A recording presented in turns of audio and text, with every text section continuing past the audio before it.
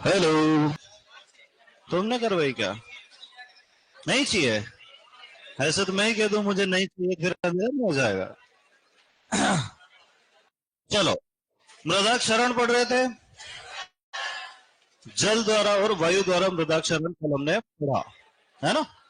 अब हम बात करते हैं मृदाक्षरण को प्रभावित करने वाले कारक।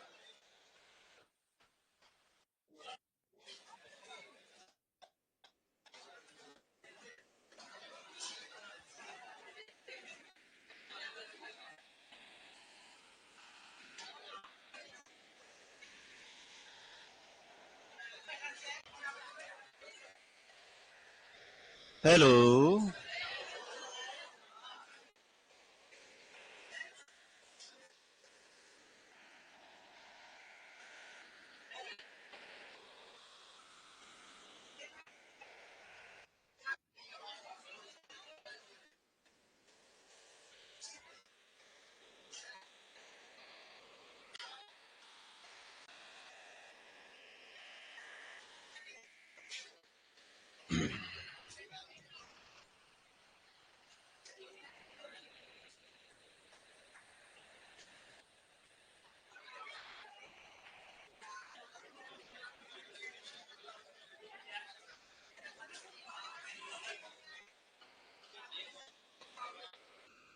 हाँ, तुम कर लो, करते होंगे पढ़े लिखे लोग, मुझे थोड़ी पता है।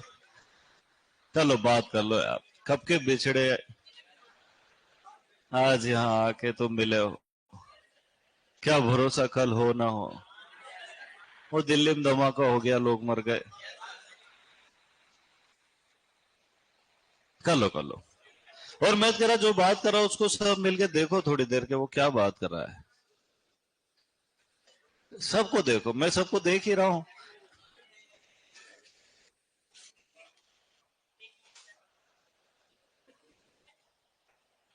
एक बात बताऊं मैं तुमको, है ना। इस दुनिया में दो तरह के लोग होते हैं ना। एक जो खुद की इज्जत करते हैं, और एक जो खुद को कुछ नहीं समझते, आम आदमी समझते हैं, है ना। तो जो आम आदमी समझता है ना, वो हर जगह ऊंचा होने की कोशिश करता है कि अरे मैं वो हर बात पे कुछ ना कुछ बोलेंगे, उनका मुंह बंद नहीं रहता है। पर तुम देखना जिंदगी में कोई भी, है ना, खास आदमी होगा, वो जबरदस्ती बोलता ही नहीं है। उससे आगे कोई पूछे तो वो जवाब देता है, नहीं तो इतना शांत बैठा रहता, घंटे भर बैठा रहे वो बोलेगा नहीं। मतलब ये बात बात में आगे आगे बढ़ के बोलना, ये सब बालकोचित लक्षण, मतलब छोटे बच्चों के काम है ये, है ना। जब मैं मेरे गांव जाता हूँ, मेरी मम्मी प्राइमरी स्कूल में प्रिंसिपल है, तो वहां जाता हूँ तो वहां भी यही स्थिति है कि वो बच्चे किसी की सुनते नहीं, आपस बात करते रहते हैं बस। उनको कहो थोड़ी देर चुप बैठे, वो रह ही नहीं सकते। वो कौन ही मारे एक दूसरे को। उनके मुंह पे उंगली लगा, हाँ चुप रह जा चुप, मैंने मना लो। उंगली रख के बात करते, है ना। तो एक, आ जाओ भाई आ जाओ। साइकोलॉजी है ना, साइकोलॉजी, उसमें एक डिसऑर्डर है, आत्म नियंत्रण की कमी। आदमी जो सोचता है उसके मुंह से निकल जाए, तो फिर वो इंसान, हाँ, वो काम का नहीं है तो सही। ध्यान रखना कभी भी, आपके शब्दों की कीमत आपके बोलने की मात्रा तय करती है। आप जितना ज्यादा बिना वजह से बोलोगे, है ना। कई बच्चे लिखते जाते हैं, ये कारक कारक क्या होता है, क्यों कारक लिख देते, ये तेल लगा दिया। मतलब सोचो वो, उसके अंदर कोई एनालिसिस नहीं है। कहते हैं ना, रीजनिंग कमजोर हो गई आदमी की, सोचने की क्षमता कम हो गई, प्रॉब्लम सॉल्विंग एबिलिटी कम हो गई, ये सब बढ़ती है चुप रहने से। तुमने सुना है ना, लोग मौन व्रत ले लेते हैं, 1 दिन का, 5 दिन का, महीने भर का मौन व्रत ले लेते। क्यों ले लेते हैं? ताकि उनके जो चल रहा है मामला वो उसमें रुके और थोड़ी देर देखे कि चल क्या रहा है। ऑब्जर्वेशन बढ़ता है। अपन क्या है कि अपन सुबह से शाम तक चुप ही नहीं रहते, मालूम। कुछ नहीं तो उठ गए और ब्रश कर रहे हो। अब सोचो ऐसे लोगों का क्या होगा इस दुनिया में। देखे तुमने ऐसे लोग? मैंने देखे ब्रश करते करते गाना गा लेते हैं वो। मैं कहूं कि यार थोड़ा रुक जाता, बोले भाई इतनी जोर से आ रहा है, मैं क्या करूं, बहुत गुड़गुड़ाहट। नहीं, तो अगली बार मैंने क्या कहा कि जब टीचर नहीं आए तो वो बुक निकालो, उसमें कल का देखो क्या पढ़ाया था, अब क्या पढ़ेंगे आगे, है ना। तुम्हारे पास कॉपी है, नोट्स है, कभी यही देख लो कि इसमें से कौन से क्वेश्चन आए हैं। अच्छा, पिछला चैप्टर बहुत बड़ा था, वीट साइंस, उसमें से कौन कौन से क्वेश्चन अपने से बन रहे, कौन से नहीं बन रहे, सर आएंगे तो मैं क्या पूछ लूं इनसे। नहीं, ये सब गया तेल लेन। अच्छा मुझे बताओ, तुम सब आपस में इस क्लास में बैठ के जितनी भी बातें करते हो, अगर वो मैं कहता हूँ वो बातें लिखो, तो तुम लिखते लिखते हंसी छूट जाएगी कि क्या है यार, ये कोई बात थी क्या करने की यार। नहीं, दो बच्चे बात कर रहे हैं आपस में, आज तो ठंड बढ़ गई है। बोले हाँ यार, नवंबर आ गया, ठंड तो बढ़ना ही चाहिए, पर इस साल इतनी नहीं बढ़ी। अब बताओ, इन बातों का कोई भी सेंस है क्या? वो 1 घंटे तक ठंड पे बात कर सकते हैं। तो भारत देश में हर आदमी विशेषज्ञ बन के घूम रहा है, जिसे कोई नहीं पूछता, फ्री में सलाह दे रहे हैं। बोले भाई यार, तू काला होता जा, फेयर एंड लवली क्यों नहीं ट्राई करता है? बोले नहीं यार, मुझे सूट नहीं होती। अब बताओ, दो पुरुष मिलके अगर ऐसी बातें कर रहे हैं, है ना। मेरा एक दोस्त है, दोस्त क्या, मेरे टीचर थे जैन सर, अब तो प्रोफेसर बन गए, एचओडी बन गए बायोलॉजी के यूनिवर्सिटी में, है ना। 3 पेटेंट करा लिए उन्होंने। जब वो कॉलेज आए, वो फर्स्ट ईयर में थे और हम तैयारी कर रहे थे, एक ही साल बड़े खाली उम्र में हमसे। पर टीचर टीचर होता है। तो एक दिन ऐसे ही जब ब्रेक होता, मैं बाद में उनके साथ ही पढ़ाना शुरू कर दिया मैंने। तो बोले चल अंशुमन को यूनिवर्सिटी घुमा के लाता हूँ। मैंने कहा मैं मेरी खुद की यूनिवर्सिटी बहुत परेशान हूँ। बोले नहीं, आज एक कैरेक्टर से मिलवाता हूँ तेरे को। इंदौर के लोग अच्छे अच्छे शब्द प्रयोग करते हैं। बोले चल एक रकम है, उससे मिला के लाता हूँ। मैंने कहा कैसी रकम? बोले बहुत एबला है वो। चलो मिलते हैं। अब उनके पास बाइक थी, हंक। अब उसमें क्या है कि आगे वाला तो नीचे बैठ जाता है और पीछे वाला बेताल की तरह दिखाई देता है, और वो सर की हाइट छोटी। अब वो यूं गाड़ी यूं चला है, तो मुझे तो पूरी हवा डायरेक्ट फील हो। मैंने कहा यार, ये आदमी मारेगा। अच्छा, नया नया जवान खून रहता, गाड़ी सीधी नहीं चलती है, वो पता नहीं उसमें क्या समस्या हो, यूं लेता। अब वो गाड़ी यूं कर ले, अब अपन सीधे ही बैठे पड़ी हूँ। अरे मैंने कहा ये डिसबैलेंस मामला हो रहा है। बोले चल अभी 2 किलोमीटर तो यूनिवर्स। वहां गए, कैंटीन में बैठे। मैंने कहा वो आया नहीं आपका दोस्त? बोले वो अभी आ रहा, वो पैसे मांगेगा, तो मुझे पैसे मत देने देना, बहुत उकसाएगा, बहुत कलाकार आदमी है। मैं पढ़ाऊंगा, है ना, ऑनलाइन वालों। 2 मिनट हम यहाँ घर परिवार से दूर रह रहे हैं यार, हमारे जीवन में कोई मनोरंजन नहीं बचा, दिन रात टेंशन ही टेंशन बचा है बस। तो थोड़ा सा इनको नॉर्मल कर लूं, मैं पहले इंसानों की कैटेगरी तक ले आ रहा। नहीं तो दो चार रूप सागर के चक्कर में है कि कितना गहरा होगा। तो अब वहां पहुंचे, थोड़ी देर में आया हो भाई। अच्छा, वहाँ एमपी के लोग है ना, बहुत अलग ही सिस्टम है उनका। अपने राजस्थान में तो बहुत बेचारे सीधे साधे विश्वसनीय लोग हैं, वहां किसी का भी भरोसा। Oh bro, how how are you, वाह, अरे यार तेरे को तो देखा है मैंने कहा हाँ, देखा होगा, न्यूज चैनल्स पे आता हूँ मैं। तो बोले नहीं नहीं, तू मजे ले रहा है, पर मैंने देखा जरूर है तुझे। मैंने कहा हाँ, देखा होगा ना भाई साहब। अरे यार ये अंकित तो आता नहीं, तू ही आ जाया कर। मैंने कहा हाँ, मैं आ जाऊंगा, मतलब जबरदस्ती की दोस्ती। वो सर ने पहले ही अपने को आगाह कर लिया कि पैसे मांगेगा, इससे ध्यान रखना तू, पीएचडी कर रहा आदमी। यार अंकित, मैंने तो फोन करा था, तू उठाता ही नहीं यार, मतलब हम क्या दोस्त नहीं है क्या? तो उसने कहा हाँ है तो सही। तो यार ऐसा थोड़ी यार कि मतलब तेरे नौकरी लग गई, हम बेरोजगार हैं, तो तू ऐसा करेगा। ये वो दे ही जा रहा, वो 5-7 मिनट उसने जिलाया। मैंने कहा चलो ठीक है, करते होंगे यार। फिर धीरे से बोलता है कि अरे यार, मेरी रिसर्च में पैसे कम पड़ गए, तो ऑक्सफोर्ड को भेज ही दी थी मैंने। अब वो ऐसी बातें करता है ना, आदमी पूछ ही ले कि ऐसा क्या कर रहे हो यार। बोल 10,000 कम पड़ गए यार, मैंने 2-2,500 बच्चों, 2200 बच्चों पे तो कर लिया है रिसर्च। मैं चाहता हूँ पूरी यूनिवर्सिटी के पूरे बच्चों को कर दूं, धार चले जाऊं, जाऊंगा 20,000 बच्चों का रिसर्च, तबाही मचा दूंगा दुनिया में, लोगों की सोच बदल दूंगा, डॉक्टरी साइकोलॉजी सब बदल दूंगा। अरे मैंने कहा यार, ये तो क्रांतिकारी आदमी दिखाई दे रहा है। तो वो सर बोले कि चुपचाप चाय पी और निकल। तो अब यार अपन तो स्टूडेंट आदमी थे ना उस टाइम भी, तो मैंने पूछ ही लिया। मैंने कहा ऐसी क्या रिसर्च करो? बोले मैं सबको थोड़ी ना बताता हूँ, ये पैसे दे 10,000 तो अभी बता दूं। तो मैंने कहा ऐसी रिसर्च क्रांतिकारी कुछ तो होएगा कि यार, अपने मन में तो उठ जाता है एकदम से क्यूरियोसिटी। तो बोले मैं अभी रिसर्च कर रहा हूँ, बहुत सामाजिक टॉपिक है। मैंने कहा है क्या? बोले भारतीय पुरुषों में महिलाओं के गुण आ रहे हैं।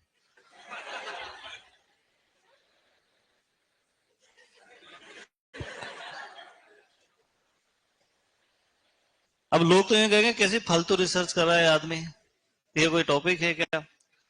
तो बोले मैं अगर साबित कर दूं 10,000 रुपए देगा। मैंने कहा मेरे पास तो नहीं है इनसे बात। बोले हाँ मैं दूंगा चल। अब जैसे दो चार लोग बैठे थे तो चल तू कर, साबित कर कर। बोले मैं कुछ सवाल पूछता हूँ आप जवाब देना, तुम टीचर हो दोनों, तुम बताओ। मैंने कहा हाँ। अभी आधे बच्चे सोच रहे हैं आप स्टूडेंट थे कि टीचर थे। मैं फर्स्ट ईयर से ही पढ़ा रहा हूँ है ना, तो दोनों साथ साथ ही था मैं अभी भी। चलो तो बोले आप पढ़ाते हो, आप क्लास में थोड़ी देर के लिए चुप हो जाओ और साइड में खड़े हो जाओ, दो लड़कियां क्या करेगी? उनका बात करेगी।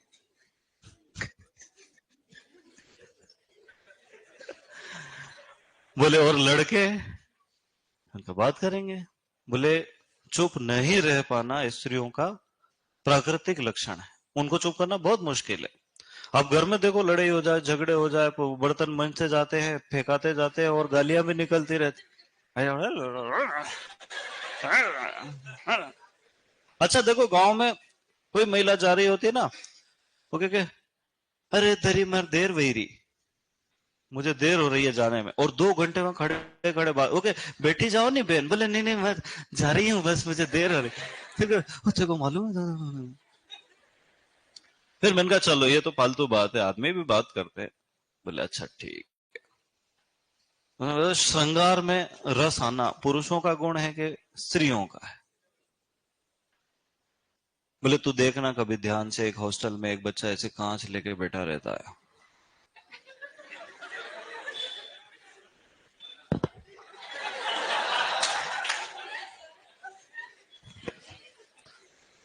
उसने 15-20 चीजें मुझे ऐसी ऐसी सुनाई, मैं तुमको बता भी नहीं सकता।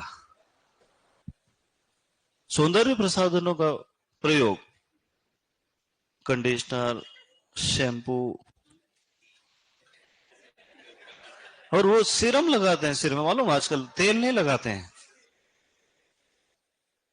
वो अभी ये जो नाई लोग रहते हैं ना, इनकी दुकानों पे जाओ, इतना बड़ा लंबा सा वो, हाँ ब्लीचिंग अलग, फेशियल अलग, ये अलग वो अलग, चारकोल मास्क अलग। मैंने उससे पूछा ये कौन करवाते हैं? बोले आप लोग करवाते? मैंने कहा मैं तो यार मैं करवाता ऐसा दिखता है क्या यार। मतलब हर हफ्ते 2-3 घंटे अपने सौंदर्य को देना महिलाओं का लक्षण है, पुरुषों का नहीं। अपने लिए तो धूल, धूप, धुआं, मिट्टी, यही सौंदर्य। आदमी पुरुषार्थ की तरफ जाता है, अब आदमी स्त्रीर्थ की तरफ जा रहा है, तो गड़बड़ है ना मामला। अब देखो मार्केट में बोले आपको किस चीज का, मुझे खाना बनाने का शौक। अब बताओ ये क्या है? अरे भाई तू आदमी है, तू गाड़ियां दौड़ा, तू शिकार कर, तू कुश्ती लड़, है बढ़ रहा है धीरे धीरे। लोगों के दाढ़ी मूछे भी कमा रही है। फिर मेरा मुंह मत खुलवाओ चल। तो उसका यूं कहना था, अब आधे पुरुषों को बुरा लग जाएगा इसलिए मैं कह रहा हूं कि उसने जो जो भी बताया वो बताने योग्य। अच्छा बायोलॉजी का प्रोफेसर टीचर है वो भी मतलब पीएचडी बायोलॉजी में किया, अब वो भी प्रोफेसर बन गया। उसका यूं कहना था कि समय, देश काल, परिस्थिति, इन ब्रीडिंग लॉसेस हो रहा है। क्या हो रहा है समझते हो तुम? इन ब्रीडिंग लॉस, स्वजाति प्रजनन में या स्ववंश प्रजनन में जो छुपे हुए रोग है वो उभर के बाहर आ जाते हैं।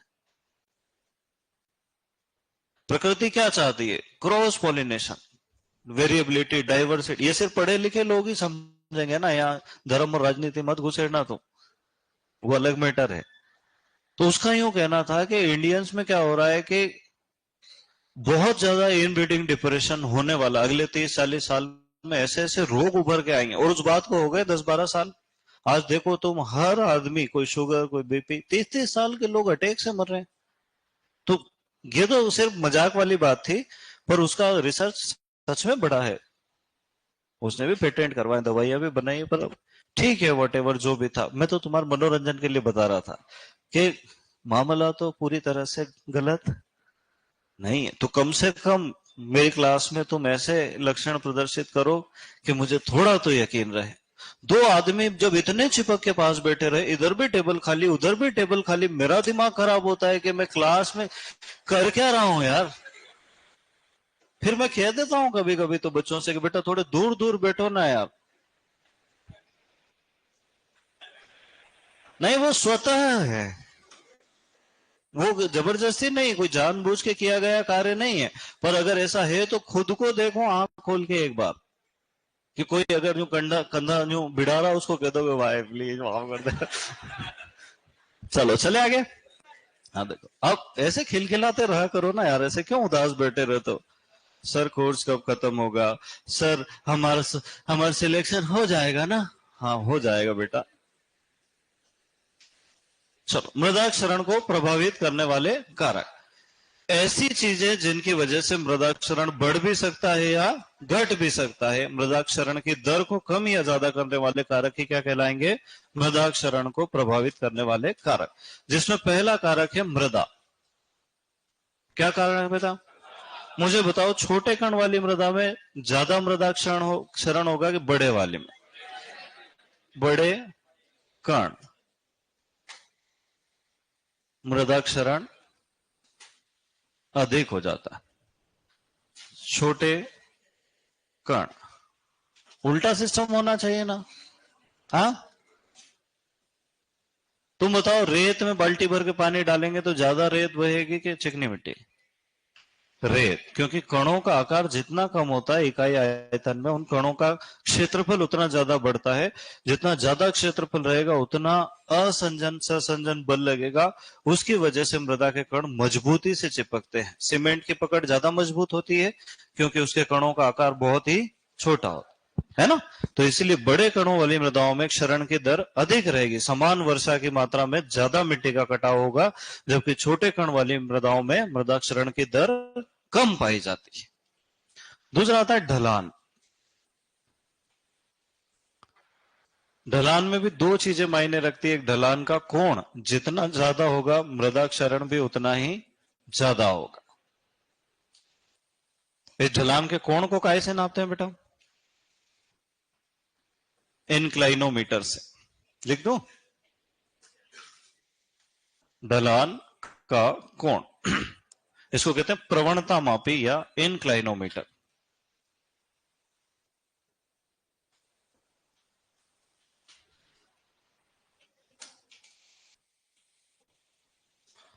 अच्छा चलो, तुमसे मैं एक सवाल पूछता हूं कि एक ये ढलान है, एक ये ढलान है, किसका कोण ज्यादा है। ये ए है और ये बी है, किसका कोण ज्यादा है और लंबाई किसकी ज्यादा है। Very good.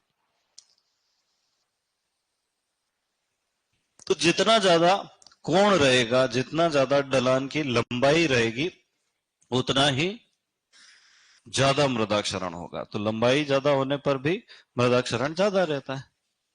ठीक है। अब वर्षा की मात्रा एवं गति, बताओ इसका क्या प्रभाव पड़ेगा।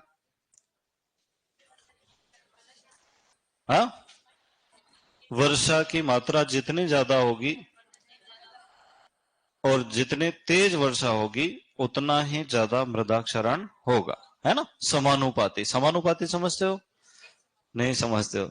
समानुपाती का मतलब एक एक चीज बढ़ने पर अगर दूसरी चीज भी बढ़ रही है, उसके घटने पर दूसरी भी घट रही है, साथ साथ चल रहे हैं तो इसको कहते हैं समानुपात। और उल्टे चल रहे हो तो व्युत्क्रमानुपात। पीएच कम होने पर अम्लीयता बढ़ती है, पीएच बढ़ने पर अम्लीयता कम होती है। तो ये व्युत्क्रमानुपाती, एक दूसरे से उल्टा रिश्ता। लिख लो चाहो तो, वहां छत पे लिखो समानुपाती, एक बढ़ने पर दूसरा बढ़ता है। व्युत्क्रमानुपाती, अभी उसको व्युत्क्रमानुपाती भी लिख के देना पड़ेगा। अच्छा मुझे एक बात बताओ, अगर ऐसी हिंदी आ गई कभी तो ये तो निपटा दे अपने को। हाँ,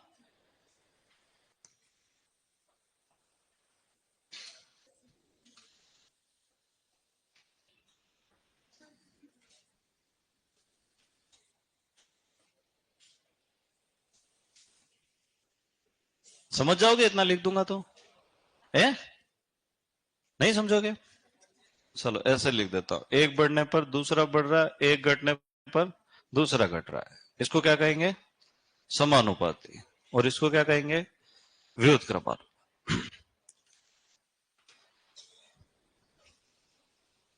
तो ढलान का कोण और ढलान की लंबाई से मृदा क्षरण का समानुपाती रिश्ता है। जितना बढ़ेगा उतना मृदा क्षरण बढ़ेगा, है ना? जितना घटेगा उतना मृदा क्षरण भी घटेगा। पर वर्षा की मात्रा और गति से भी समानुपाती रिश्ता है ना? लिख लिया है?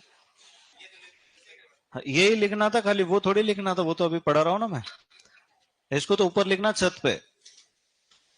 हाँ चलो, तो वर्षा की मात्रा और गति पर, अच्छा, मृदा में कार्बनिक पदार्थ की मात्रा बढ़ने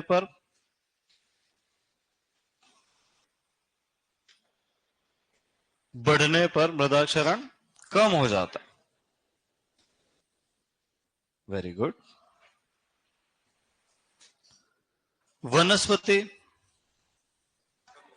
है ना, या घास उगाने पर, जितनी घास ज्यादा होगी मृदा क्षरण उतना। अच्छा, अपन जितने चाहे उतने सोच सोच के यहां पे लिख सकते हैं क्या? सोचो देखें। है कूड़ा वगैरह नहीं डालना। हाँ, खाद हो गया, खाद अलग बात, कूड़ा में कुछ भी आ सकता है। हाँ, मल्चिंग करने से वो इसमें आ जाएगा ना, कवर करने से। वो तो रोकने के उपाय मृदा संरक्षण में पड़ेंगे अपन आगे जाके, ये प्रभावित करने वाले कारक है ना? क्या करेंगे? बस इतना ही है। अत्याधिक भूपरिष्करण से मृदा क्षरण बढ़ता है, संतुलित भूपरिष्करण से मृदा क्षरण कम होता है। ये दो चीजें याद रखना है। संतुलित भूपरिष्करण, ग्रीष्मकालीन गहरी जुताई कर दी, जो मृदा समतल थी वो कैसी हो गई? ऊपर नीचे। मृदा में जल का अवशोषण बढ़ जाएगा और मिट्टी का कटाव कम होगा। पर बार बार अत्याधिक हेरो हो, कल्टीवेटर कल्टीपेकर चला रहे, सारे ढेले चूर चूर कर दिया, मिट्टी को डर्ट बना दिया, फिर मृदा क्षरण बढ़ जाएगा। तो अत्याधिक भूपरिष्करण से मृदा क्षरण बढ़ता है, पर संतुलित भूपरिष्करण से मृदा क्षरण कम होता है। ठीक है, चलो और सोचो, एक दो तो आएंगे दिमाग में।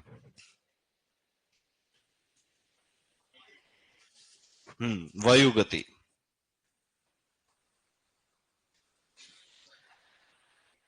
जितनी ज्यादा होगी मृदा क्षरण भी उतना ज्यादा हो।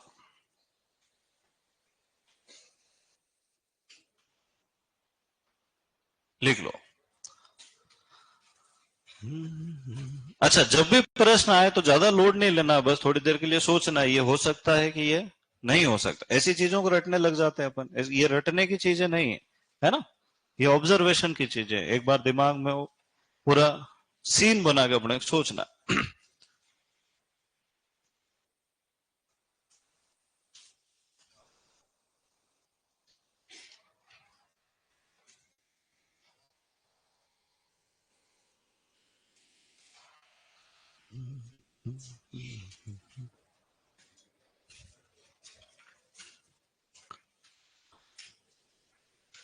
हाँ,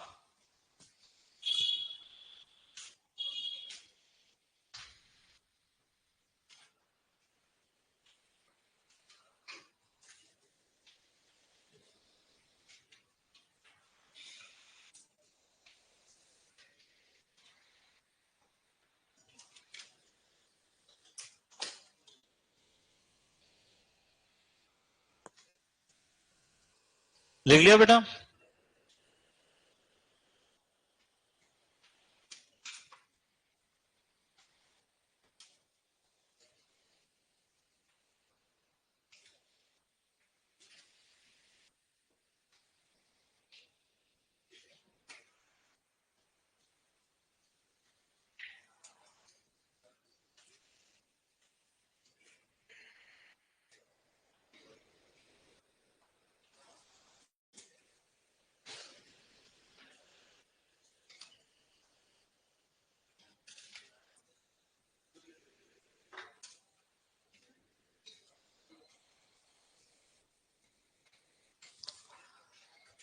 चलो चले आगे। हाँ हाँ, जितने ज्यादा ढलान लंबा होगा उतना पानी दौड़ के जाता जाए, उसकी स्पीड बढ़ती जाएगी ना। मान लो 2 किलोमीटर लंबा ढलान है तो पानी रुकेगा क्या? वो जितनी लंबाई पे जाएगा उतने ज्यादा उसकी स्पीड बढ़ती जाएगी, मृदाचरण भी बढ़ता जाएगा। चले आगे नौजवानों। हाँ लिखो। तुम्हारे जैसे लोगों ने महाभारत और रामायण लिखी है, उनको लिखने का इतना शौक था। चलो चले आगे।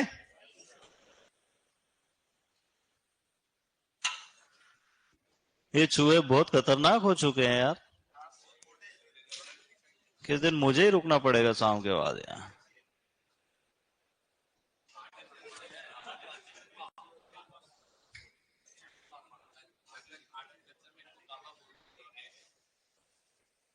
चले आगे। अरे और क्या नहीं, क्या उर्दू में साथ में लिख रहे हो? देखो मैं बता, ये धीरे कैसे लिखते मालूम? वायु गति, ऊंचा तीर, मृदा क्षरण, स नहीं क्ष क्षरण। मतलब एक एक वर्ड देखते, अरे एक साथ पढ़ना है, एक लाइन एक साथ लिखना है। चलो, रिश्ता आ गया बीच में, तुम्हारे तो हो नहीं रहे। क्या हो गए? और खराब स्थिति है बेटा, अब तो जीने की इच्छा भी नहीं बची होगी। चले आगे। अब हम पढ़ेंगे मृदा क्षरण को रोकने के उपाय। उसी को क्या कहा जाता है बेटा? मृदा संरक्षण।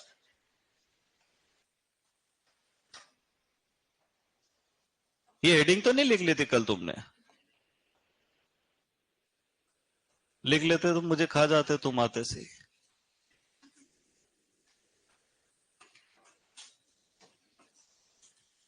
तो मृदा क्षरण को रोकना ही क्या कहलाता है बेटा? मृदा संरक्षण।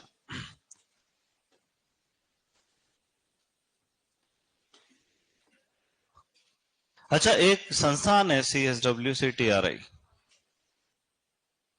देहरादून, वो मृदा क्षरण को रोकने के लिए जिम्मेदार भारत में, मतलब उस पर रिसर्च करने के लिए। वो क्या रोकेगा? लिखोगे क्या ऐसा?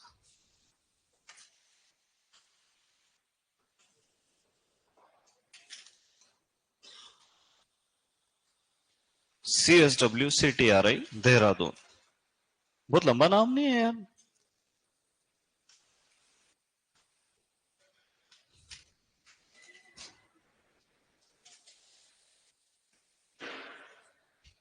Central soil and water conservation training and research institute, है ना, देहरादून।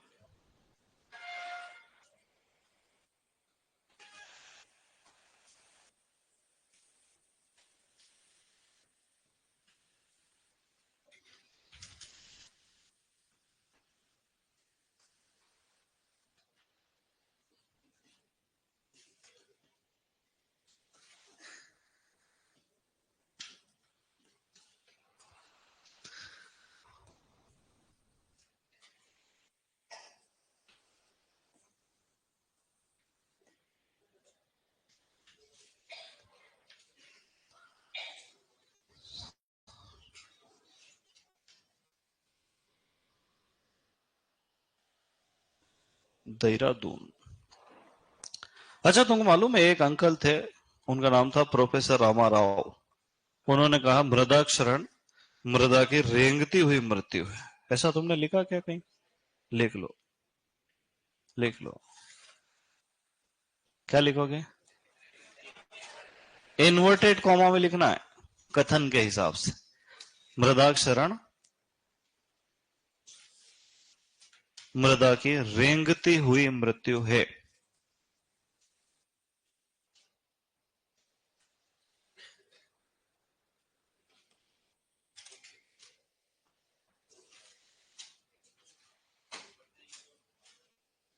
मृदा क्षरण मृदा की रेंगती हुई मृत्यु, ऐसा किसने कहा बेटा?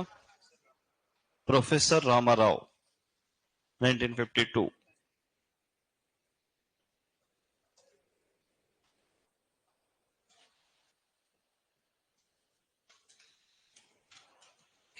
लिखा? 1952 रामाराव रामाराव। अच्छा, परतदार चरण को किसान की मृत्यु भी लिखते हैं, क्या लिखते हैं बेटा? लिख लो, परतदार चरण को किसान की मृत्यु कहते हैं।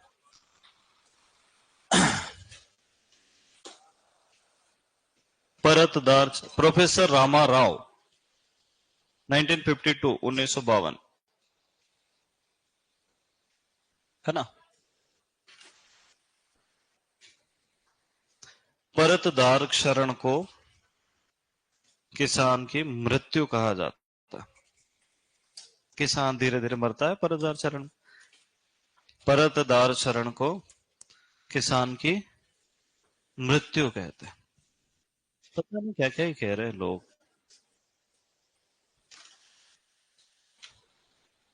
अच्छा, जो राजस्थान में कौन सा चरण ज्यादा होता है? तो अपन क्या करते हैं, वायु द्वारा शरण को रोकना। इसके लिए दो ही उपाय लिखे रहते हैं बुक में। पहला लिखा रहता है विंड ब्रेक। क्या लिखा रहता है बेटा? Wind break. इसको वायुरोधी वृक्ष भी कहते हैं क्या अपन? ये बहुत पुराने जमाने की टेक्निक है। नए जमाने की टेक्निक है शेल्टर बेल्ट। अब इसको हिंदी में कहते ही नहीं, इसको अंग्रेजी में ही कहते हैं खाली, है ना? विंड ब्रेक में क्या होता है, देखो, खेत की उत्तर पश्चिम दिशा में, कौन सी दिशा में? ये उत्तर पश्चिम में तो पाकिस्तान है। तो याद रखना, पाकिस्तान की दिशा तो भूल जाता है आदमी, पाकिस्तान नहीं भूलता है ना? कौन सी दिशा में? पाकिस्तान।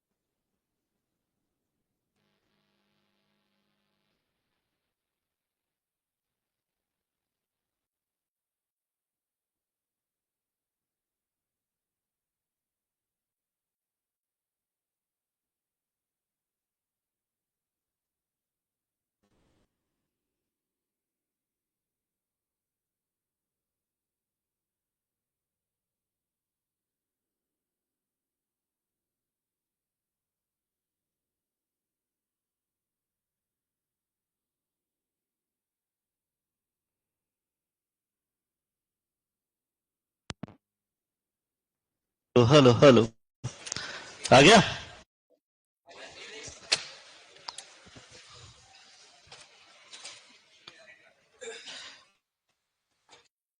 वायुरोधी वृक्ष, है ना? खेत की उत्तर पश्चिम दिशा में एक से दो कतारें लगाना। और शेल्टर बेल्ट किसको कहेंगे बेटा? जब दो से अधिक कतारें लगाएंगे। इसकी दो परिभाषा है ना? एक तो दो से, ये सेम है,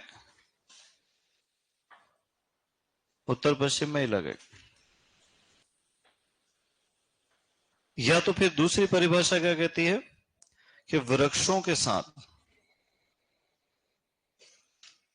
निर्जीव पदार्थों की बाढ़ लगाना। वृक्षों के साथ निर्जीव पदार्थों की बाढ़ हाँ बेटा, क्या बंद हो गया? हाँ, एक मिनट, आ रहा हूं भैया, आ रहा हूं आ रहा हूं। देखो, सब्र नहीं रख पाना भी,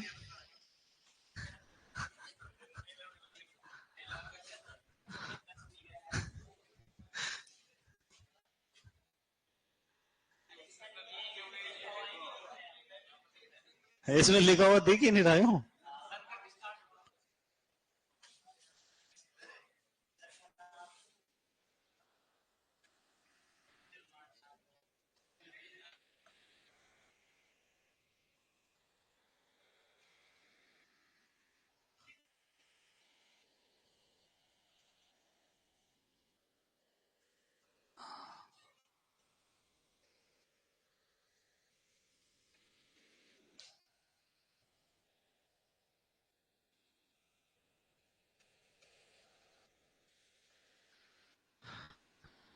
वीक सिग्नल आ रहा है, वीक।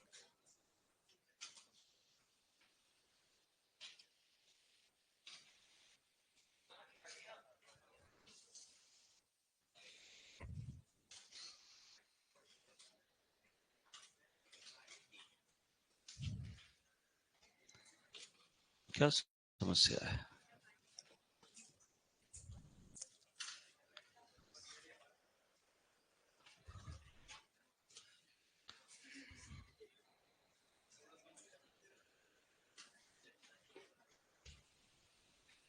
चले आगे बेटा,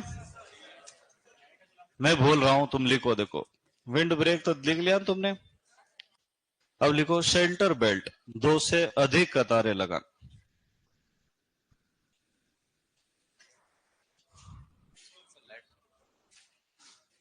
देख लो, आप जो करोगे जो ही सही है। तो बच्चे इनकी बात थोड़ी सुन रहा हमने को है।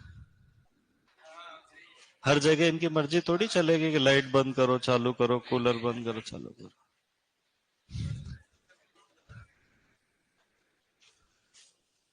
अभी भी नहीं चला?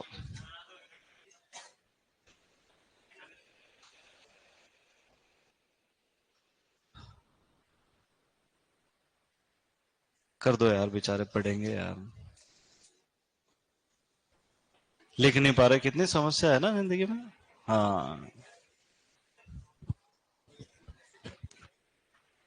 लिखा शेल्टर बेल्ट, दो से अधिक कतारें लगाना। दूसरी लाइन में लिखो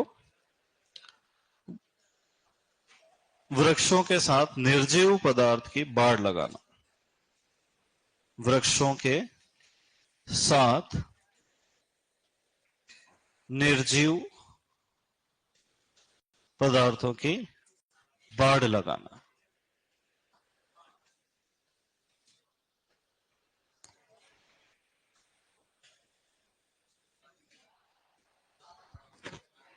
वृक्षों के साथ निर्जीव पदार्थों की बाड़ लगाना। लिखा? कोष्टक में लिखो वृक्ष प्लस झाड़ियां। क्या लिखना है बेटा? अब मैं अगली स्लाइड पढ़ाऊंगा, तब तक तो फिर चालू हो जाएगी ना टीवी। वेरी गुड, चल। अब देखो, जल द्वारा मृदा क्षरण को रोकना।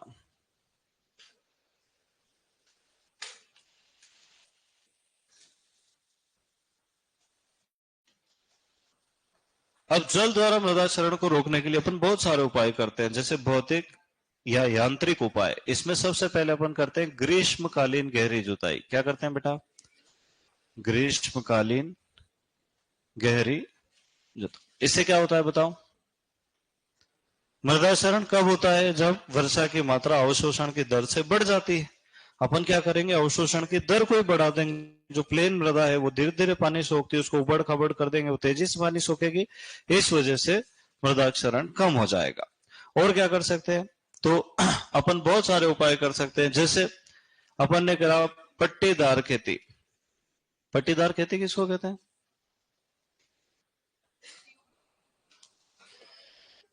कवर फसलें। मृदा क्षरण को रोकने वाली फसलें ही क्या कहलाती है? कवर फसलें। पट्टीदार खेती समझा देता हूं। मान लो ऐसे ढलान है। कैसा इलाका है बेटा?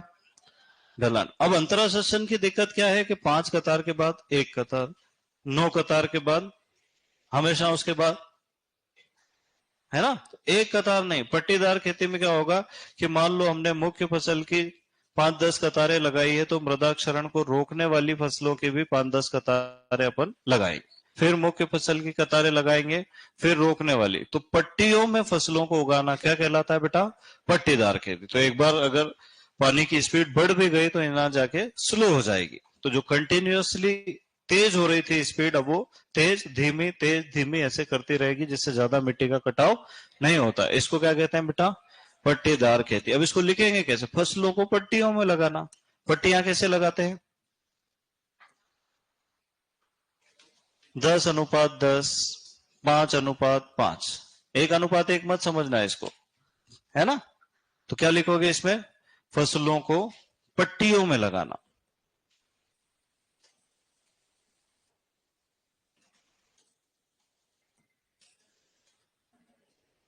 अर्थात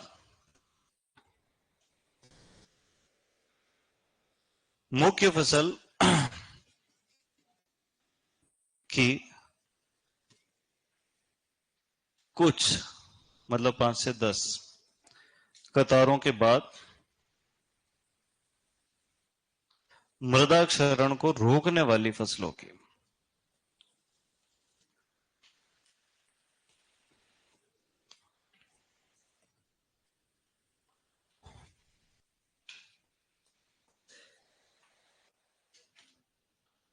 यहां भी कुछ लिखूं?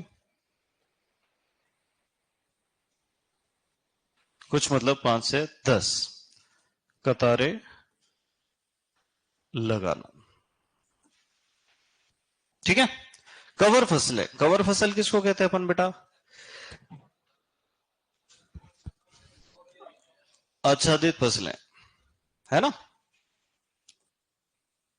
इनकी परिभाषा क्या कहती है? इनकी परिभाषा कहती है मृदा क्षरण को रोकने वाली फसलें। कौन कौन सी होती है? बताओ कौन सी होगी? नॉर्मली तो अपन क्या कहेंगे? दलहनी फसलें, है ना? जैसे उड़द, मूंग, चावला,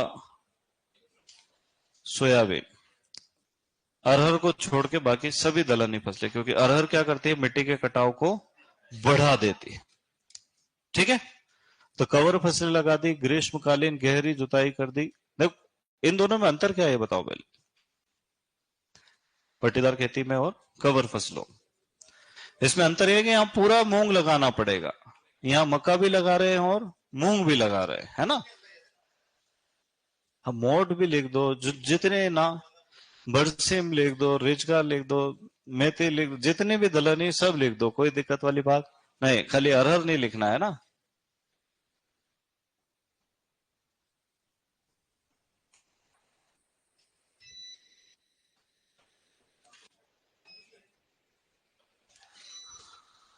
क्या हो फिर गया? अरे यार,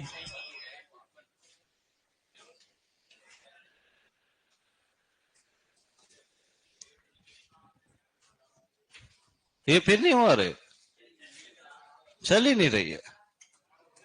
अरे यार, टेक्निकल टीम खुद ही गई ना बाहर, अभी वो आ गए। तो कवर फसलें लगा सकते हैं और क्या कर सकते हैं? कार्बनिक खादों का प्रयोग। इससे क्या फायदा होगा बेटा? इससे बहुत सारे फायदे, जैसे कार्बनिक पदार्थ है वो जब विच्छेदित होते हैं तो ह्यूमिक एसिड, फल्विक एसिड और अमीनो एसिड्स बनते हैं, जो चिपचिपे होते हैं, मृदा के कणों को आपस में चिपकाने में सहायता करते हैं, सॉइल प्लास्टिसिटी बढ़ाते हैं, है ना? इस कारण से कार्बनिक खादों के प्रयोग से भी मिट्टी का कटाव कम होता है। मल्चिंग। अब मल्चिंग दोनों उपाय में आती है, जैसे पॉलीथीन मल्च यांत्रिक उपाय है और कार्बनिक मल्च कृषित उपाय है। तो अपने को ध्यान रखना, मल्चिंग किस में आती है? दोनों में, यांत्रिक में भी और कृषित में भी। अब मल्चिंग कितने प्रकार की होती है? तो मृदा सतह को ढकना क्या कहलाता है बेटा? मल्चिंग कहलाता है, या पलवार कहते हैं हिंदी में ना। इन कवर क्रॉप्स को भी पलवार फसलें कहते हैं। क्या कहते हैं? पलवार फसलें, मृदा को ढक लेती है। अब मल्चिंग के अलग अलग प्रकार है। कितने प्रकार है? बहुत सारे। एक होता है पॉलीथीन मल्च। क्या होता है बेटा? देखो ये यहां पढ़ा रहा हूं शुष्क खेती, तुमको पढ़ाऊंगा तो ये नहीं पढ़ाऊंगा। जिनको शुष्क खेती पढ़ा दिया उसको ये पढ़ा दिया है मैंने, है ना? एक ही जगह पढ़ते, दोनों सेम है, मल्चिंग का पूरा टॉपिक। तो यही लिख लेते हैं अपन, मल्चिंग के प्रकार। कितने प्रकार की होती पता दूंगा। एक होती पॉलीथीन मल्च, इसको प्लास्टिक मल्च भी लिख सकते हैं क्या अपन?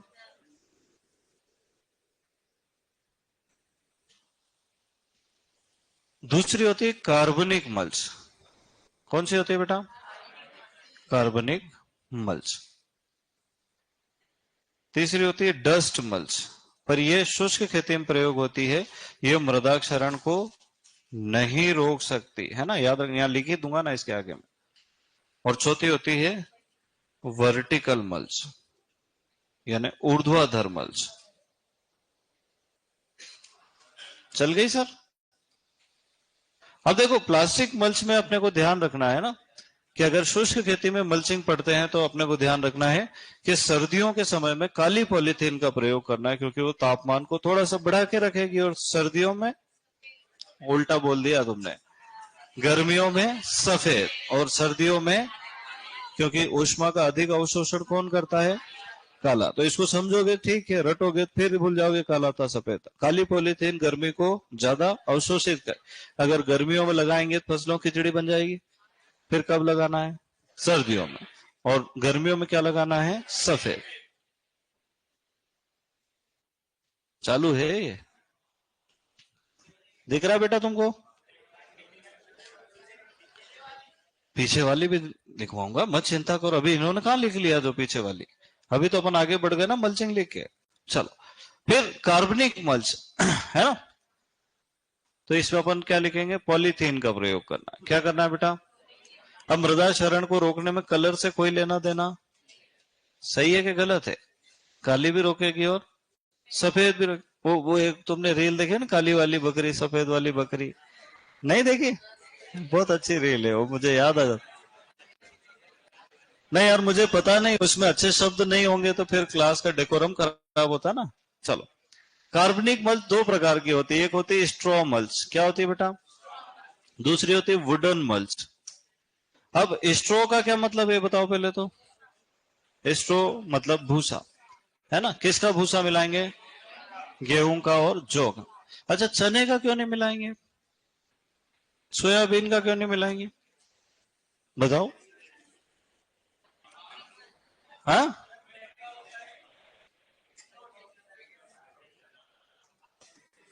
क्यों नहीं मिलाएंगे? उसका कारण बताओ मुझे।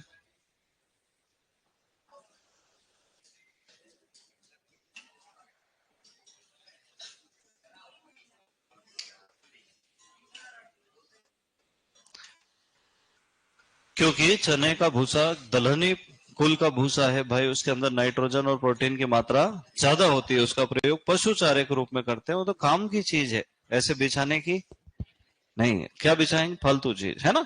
तो स्ट्रो मल्च में क्या करते हैं? गेहूं और जौ का भूसा खेत में फैला। हार्वेस्टर बनाया ही इसलिए कि वो क्या करता है? गेहूं काटता है, दाने तो इकट्ठा कर लेता है और बाकी भूसा पूरे खेत में फैला देता है। अपन सोचते हैं कि कैसी मशीन बने, भूसा तो इकट्ठा करते ही नहीं है।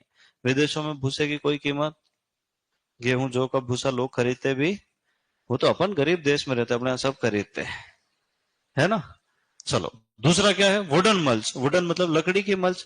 तो जो कपास है, अरंडी है, अरहर है, इनके अवशेष खेत में बिछा देते। अब आधे से ज्यादा लोग यूं सोच रहे कपास तो ऐसे झाड़ी रहती है, उसको खेत में कैसे बिछाए? उसको खेत में फैला के ऊपर ट्रैक्टर दौड़ा देते हैं 2-4 बार,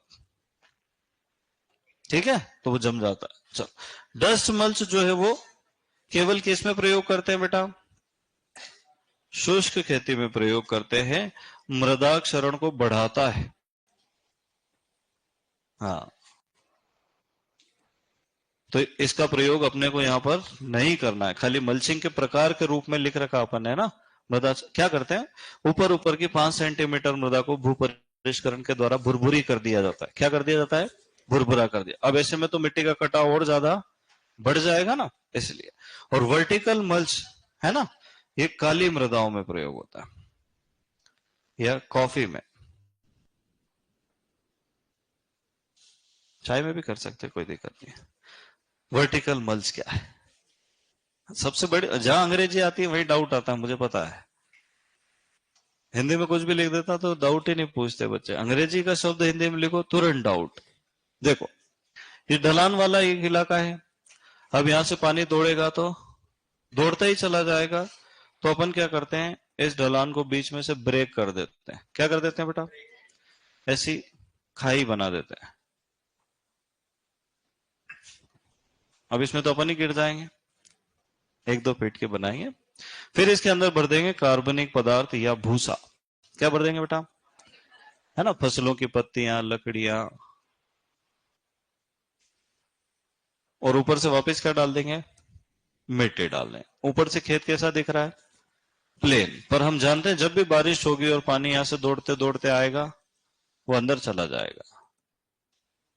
मतलब इधर ना तो पानी की मात्रा बढ़ रही है और ना ही गति बढ़ रही है, फिर यह पानी आगे कहाँ चला जाएगा? अंदर, है ना? तो ऐसे इलाके जहां बहुत ढलान हो, वहां चारों तरफ रिंग बना देते हैं पहाड़ के, जैसे भोलेनाथ के चारों तरफ रिंग बनाते हैं कि नहीं? तो ऐसे एक गोल ऐसे खाई खोद देते हैं और उसके अंदर क्या भर देते हैं? दूसरा पदार्थ। कुछ लोग क्या करते हैं कि यहाँ की थोड़ी मिट्टी यहाँ और न्यू डाल देते हैं। इससे क्या होता है कि वो जो पानी है वो और थोड़ी देर तक ज्यादा इसमें जाता है। ठीक है, तो इससे मिट्टी का कटाव रुकता है। अब प्रश्न तो क्या आएंगे? वर्टिकल मल्च का प्रयोग किस में किया जाता है? काली मृदाओं में और कॉफी में। अब लिखो। अभी और बचे हैं ना, यांत्रिक उपाय में अपन पढ़ेंगे। कंटूर खेती, बेंच टेरेसिंग, जिंक टेरेसिंग, फिर रसायनों का प्रयोग, बिटुमेंस कोयले का प्रयोग, एसिटाइल अल्कोहल का प्रयोग।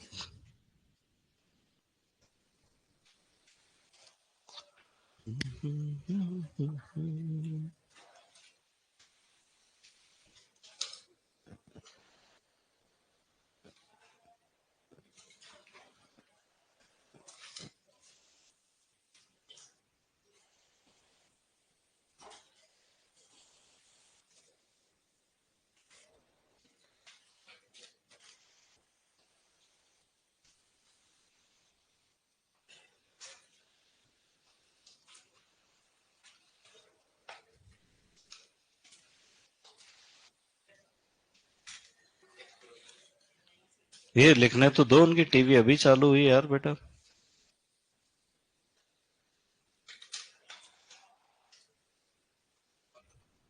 हम्म, वो भी अपने बच्चे हैं।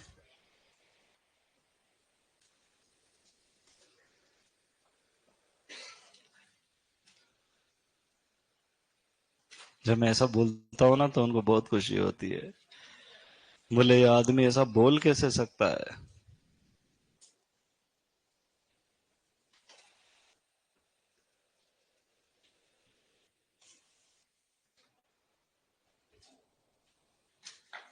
मैंने तुमको बताया था ना, जो आदमी मीठा बोलेगा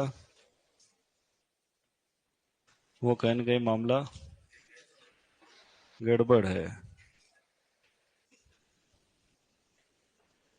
फिर क्या करे यार, इंसानों का चरित्र ऐसा बनाया कि मीठा बोल के जान ले लो बोले। चलो चले आगे।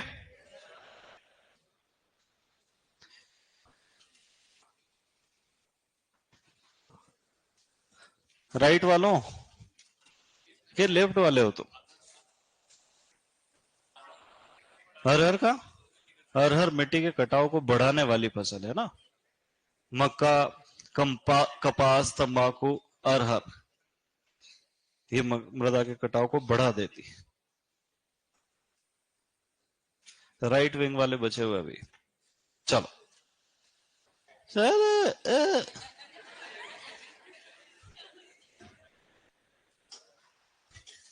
कई तो ऐसे लोगों की वजह से पीछे हूं मैं जिंदगी में।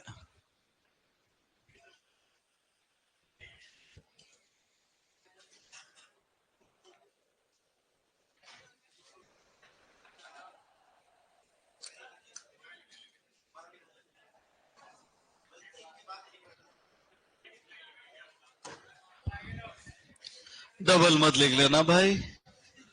बोले सर ने पीछे स्लाइड करी फिर लिख दो, आगे करे फिर लिख दो, फिर पीछे करी फिर लिख दो। चलो,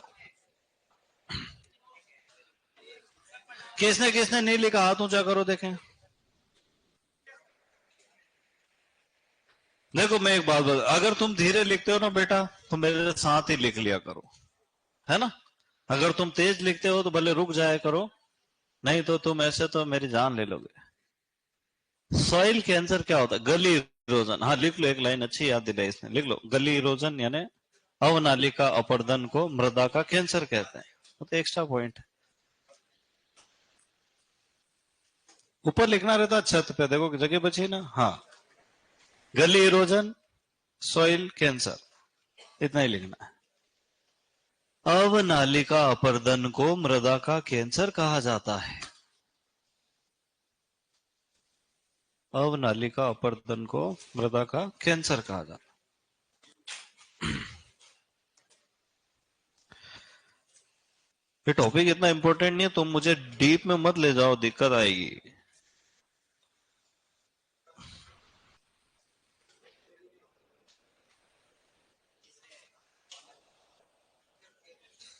लिखा हो नालिका अपर्दन को मृदा का कैंसर कहा जाता है। नहीं भी लिखोगे तो कोई दिक्कत नहीं, पर आ गया तो इसी डाउट में 430 पेज की किताब लिख दी है।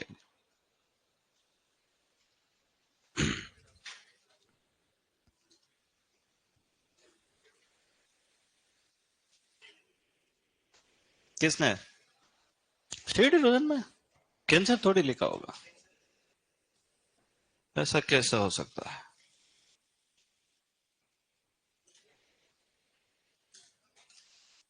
कहाँ सीट इरोजन? फिर इसको थोड़ी देर के लिए होल्ड करो, कल लिखेंगे। मुझे याद दिलाना दीपक।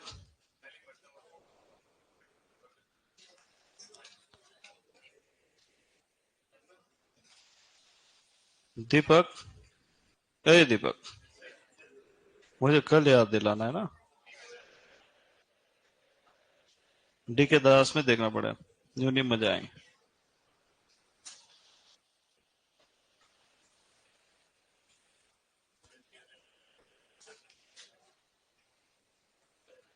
अरे एग्रीकल्चर सब्जेक्ट ही ऐसा है इसमें।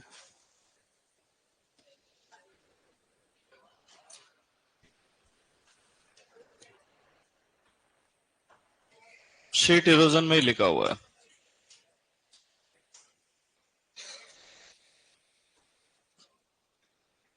ये गली बता रहा है, ये शीट बता रहा है।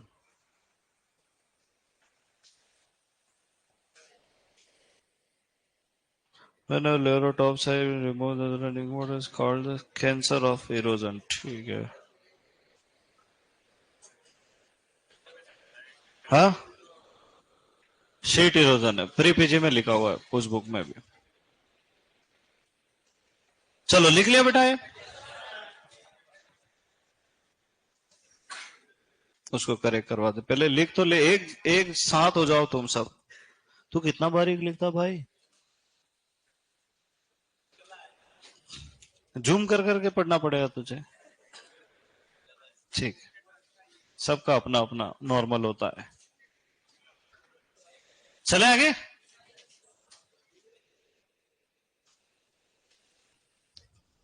अरे चले आगे।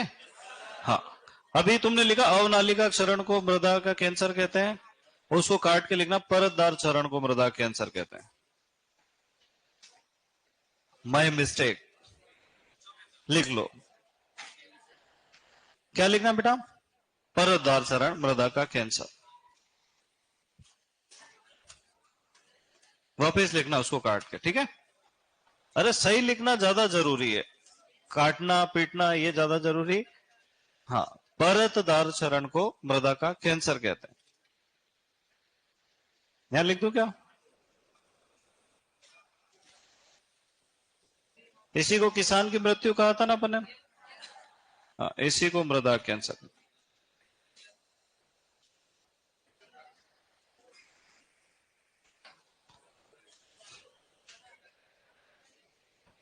हिंदी में लिख देता हूं।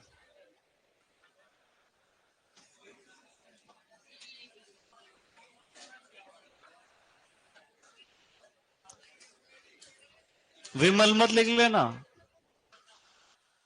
Yes sir.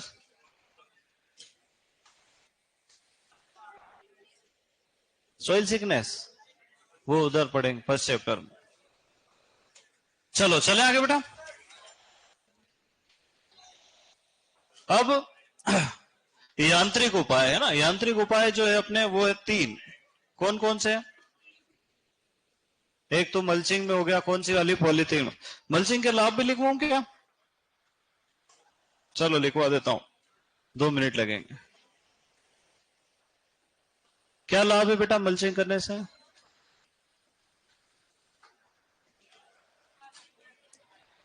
देखो, मल्चिंग के लाभ में थोड़ा सा ध्यान रखना है ना। जैसे अपन कहते हैं वाष्पीकरण कम होता है, क्या कम होता है बेटा? तो वाष्पीकरण अगर कम हो रहा है तो मृदा का संरक्षण हो रहा है कि मृदा क्षरण बढ़ रहा है? इसका मृदा क्षरण से कोई लेना देना ही नहीं है ना। वाष्पीकरण में क्या हो रहा है? जल संरक्षण हो रहा है। क्या हो रहा है? दूसरा, ये मृदा ताप को नियंत्रित करती है। क्या करती है? मृदा ताप का नियंत्रण करती है। फिर अपने को देखना मृदा क्षरण को कम करती है, पर कौन सी नहीं करती? डस्ट मल्च नहीं करती। ये अपने को ध्यान रखना है। फिर अपन कहते हैं पोषक तत्व प्राप्त होते हैं, किससे नहीं होते हैं? पॉलीथीन से नहीं होते, है ना। ये ध्यान रखना है, पॉलीथीन से नहीं होते। ये पढ़ाते नहीं है, ये साइड में रख देते हैं, कॉमन पढ़ा देते हैं, फिर बच्चा कंफ्यूज होते रहता है पॉलीथीन से कौन सा पोषक तत्व है? पॉलीथीन से नहीं मिलेगा, कार्बनिक मल से। फिर लिखा है मृदा पीएच को कम करती है या लवणीय क्षारीय मृदाओं के सुधार में सहायता करती है। केवल और केवल कौन सी? कार्बनिक मल्च। तो ये जो इफ एंड बट है ना, ये याद रखना है अपने को। नहीं तो आदमी पॉलीथीन मल्च लगा देगा, मेरी मृदा सुधार हो ही नहीं रही है, ऐसा नहीं। ये सब कॉमन पढ़ाए जाते हैं 11th-12th के लेवल पे, इधर इधर ही। पर फिर आगे अपन ज्यादा दिमाग लगाए तो अपने को ध्यान आएगा कि मृदा क्षरण को डस्ट मल्च कम नहीं कर सकती, पॉलीथीन से न तो पोषक तत्व प्राप्त होंगे, न ही पीएच में कोई कमी आएगी, ये केवल कार्बनिक मल्च ही कर सकती। ठीक है, लिख लो। खरपतवार नियंत्रण है, कीट रोगों का प्रकोप कम होता है, अत्यधिक व्यय होता है,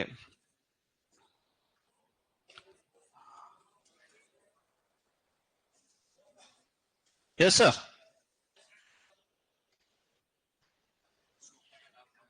मृदा क्षरण कम होता है ना मल्चिंग से।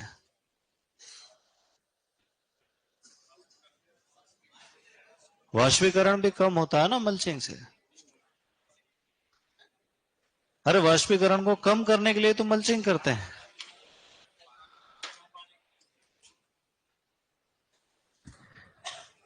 सर इरिगेशन चैप्टर पढ़ा दिए हैं क्या? नहीं पढ़ाए हैं अभी।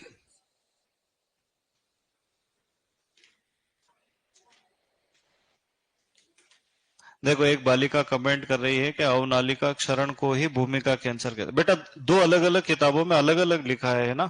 मैं कल तुमको दोनों के रेफरेंस दे दूंगा, ये एग्रीकल्चर की खासियत है।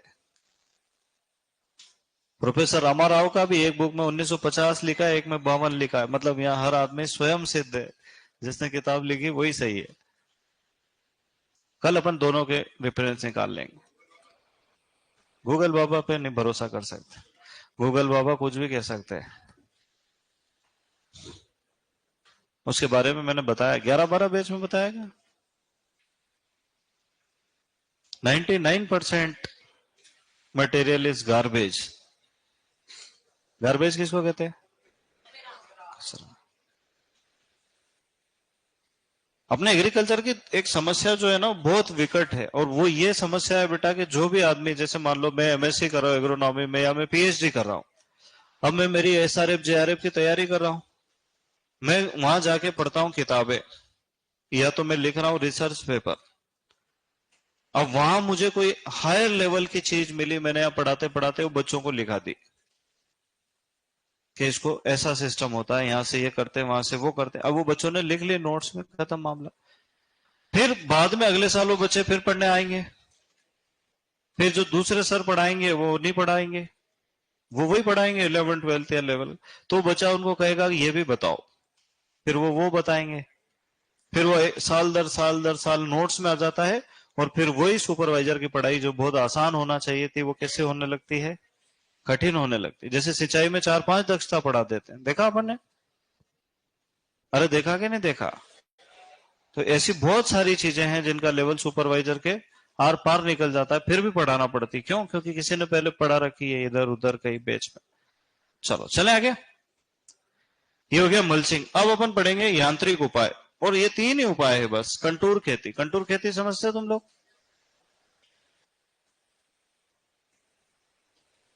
कंटूर बंडिंग कहते हैं इसको।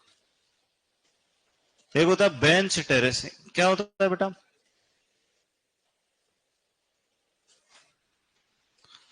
और एक होता है जिंग टेरेसिंग। फिर गेबियन गैब्रियल, वो अपने को जाना नहीं उधर। जिंग टेरेसिंग। अब इनमें तो अपने को ढलान याद रखना है। क्या याद रखना है बेटा? 6% तक ढलान कहां किया जाता है? कंटूर खेती में। अगर ढलान की मात्रा बढ़ जाए, 16 से 33% तक ढलान हो जाए, और जिंक टेरेसिंग में 2 से 10% ढलान। ठीक है। अब देखो, कंटूर खेती अगर अपन बनाएंगे तो डायग्राम कुछ इस तरीके से बनेगा। और अगर अपन कोई भी टेरेसिंग बनाएंगे तो टेरेसिंग का मतलब एक खेत दूसरे खेत के टेरेस के समान दिखाई देता है। सर दोनों एक जैसे ही तो है। देखो, ये घनश्याम खड़ा है यहाँ। कौन खड़ा है? और ये घनश्याम खड़ा है यहाँ। क्या अंतर आ रहा है बेटा? तुम बताओ। ये पैदल पैदल जा सकता है, ये कंटूर खेती है। ये इधर से जाएगा, फिर इसको सीढ़ी लगाना पड़ेगी, पर ये इधर से कभी जाता ही नहीं है, ये घूम घूम के जाते हैं, है ना? तो अगर ज्यादा ढलान हो तो पहला खेत और दूसरा खेत एक दूसरे की छत के समान दिखाई दे, इसको कहते हैं टेरेस। दोनों क्या है? टेरेसिंग है ना? ये क्या है? कंटूर। तो कंटूर में कम ढलान रहता है और टेरेसिंग में हमेशा ढलान ज्यादा रहता है। ये प्रश्न आया हुआ भी है, शायद जेईटी 2021 में आया कि अधिक ढलान वाले क्षेत्रों में कौन सी मृदा क्षरण की विधि अधिक प्रभावी? मृदा में आया था, सोइल में, है ना? उसको कहते हैं टेरेसिंग। लिख लो। अब रासायनिक, ये हो गए यांत्रिक, है ना तीनों। कोई आपसे पूछे यांत्रिक नियंत्रण कौन सा है, ये रहा यांत्रिक। रसायनों का प्रयोग, कौन से रसायन का प्रयोग कर सकते हैं? दो प्रकार के। एक तो बिटुमिन कोयले का प्रयोग करते हैं।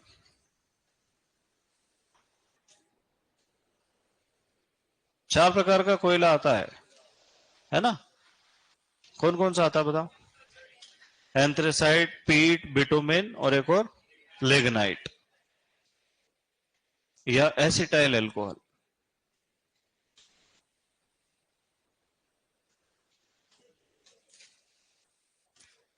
इनको मिलाने से क्या होता है बताओ?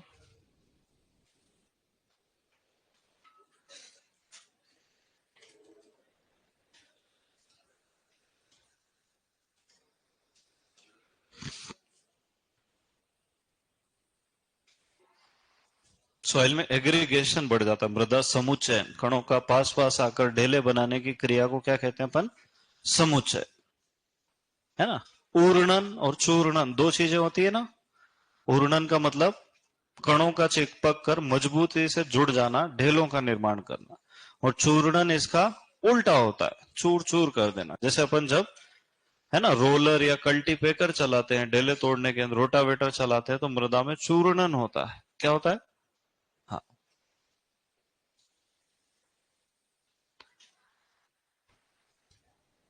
हम्म। ये सोइल वालों का टॉपिक है, सोइल कंजर्वेशन।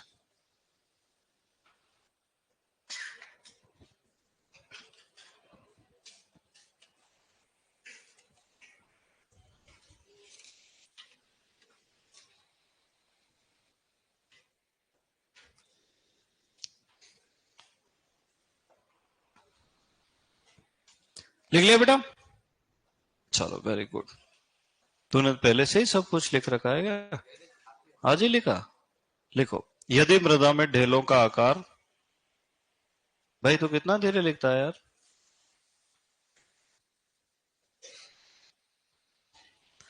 यदि मृदा में ढेलों का आकार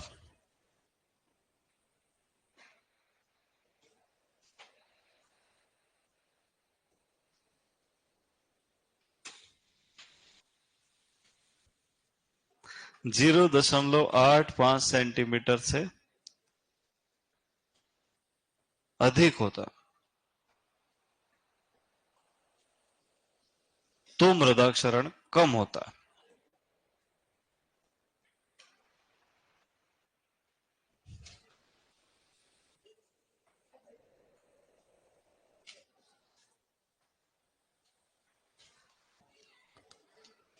यदि मृदा में ढेलों का आकार 0.85 सेंटीमीटर से अधिक हो तो मृदा क्षरण कम होता है। और बिटुमिन और एसिटाइल अल्कोहल यही काम करते हैं, क्या करते हैं, ढेलों का आकार बढ़ा देते हैं।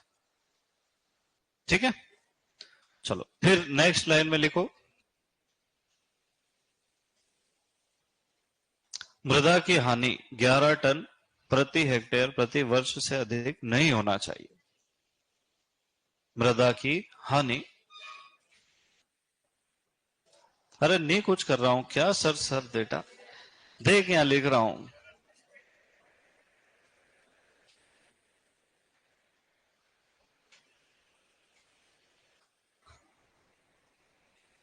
हाँ मैं यहां लिख लिख के बता रहा हूं, उसको ऐसा लग रहा है कि छूट ही जाएगी लाइन।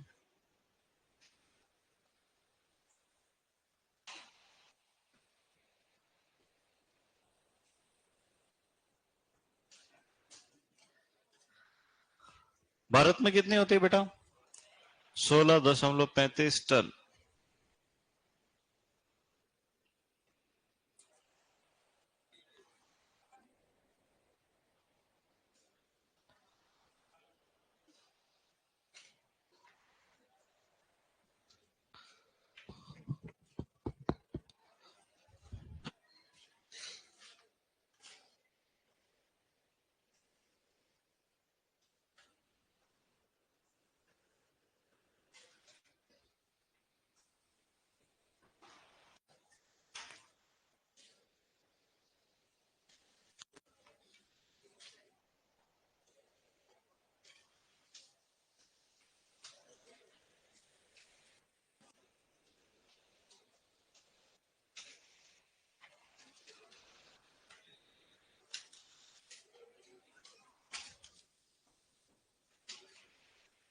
लिख लिया बेटा,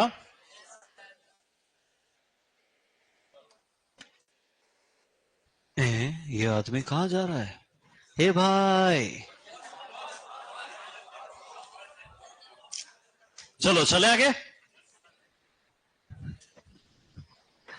अब एक शब्द आता है यूनिवर्सल सॉइल लॉस इक्वेशन। देखो ये भी अपने काम की चीज बहुत ज्यादा नहीं है ना, पर फिर भी लोग क्यों कहते हैं कि सूत्र लिखा दिया करो, मैं लिखवा देता हूं, RKLSCP। इसमें पूछा जाता है ये के क्या है, इरोडिबिलिटी फैक्टर।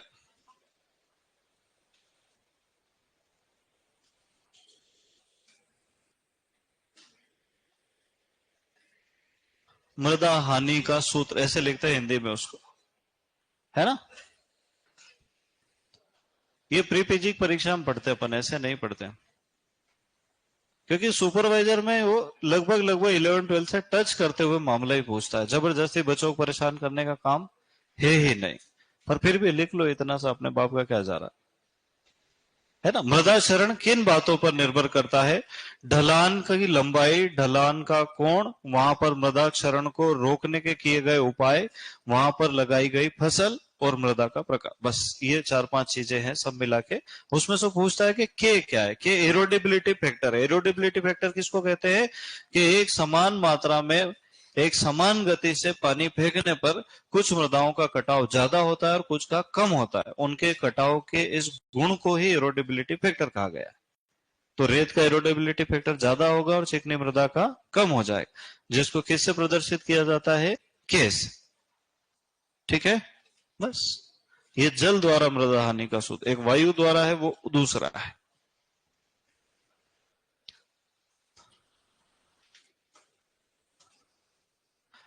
अच्छा तुम्हारे 12th की किताब में पीछे लिखा वायु क्षरण को रोकने वाले वृक्ष, वायु क्षरण को रोकने वाली झाड़ियां, वायु क्षरण को रोकने वाली घास, है ना। ये भी पढ़ना पड़ेगा अपने को। चलो पढ़ा देता हूं। अरे बहुत छोटा सा टॉपिक है।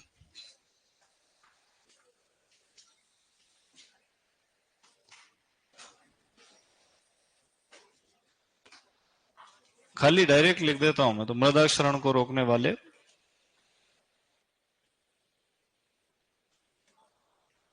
कितने वृक्ष बताओ? हाँ, कितने हैं बताओ? शीशम का नाम क्या बताओ? दिलबर जिया शीशो, डलबर जिया शीशो। क्या नाम है बेटा? रोहिड़ा का? टिकोमेला? और बताओ? खेजड़ी का? प्रोसोपिस साइनेरेरिया। फिर इजरायली बबूल और विलायती बबूल।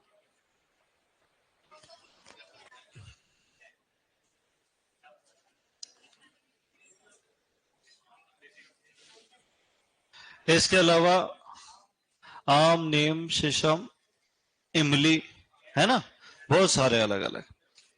फिर आती है बात झाड़ियां। झाड़ियां कौन कौन सी है?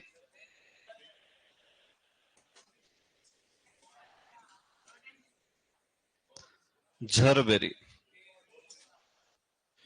खीप, फोंग और अरंडी।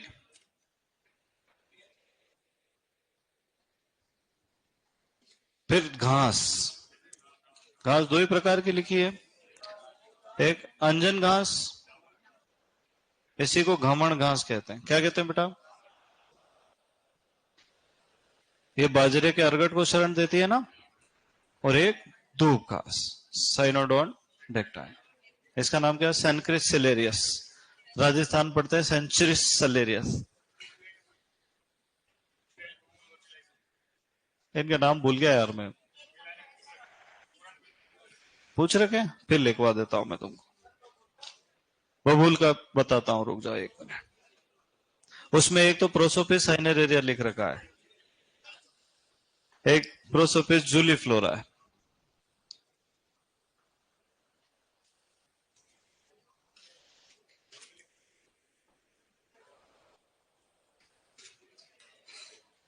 फिर खेजड़ी का क्या है बताओ?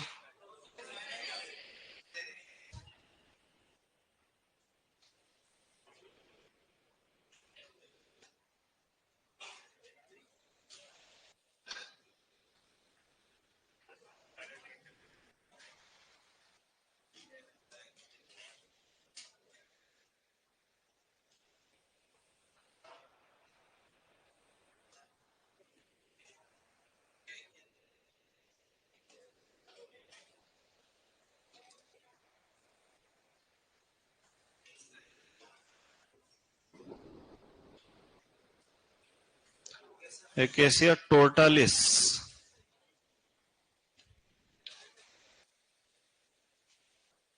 तो प्रोसोपिस साइनेरेरिया किसका है? और प्रोसोपिस जूलीफ्लोरा विलायती बबूल।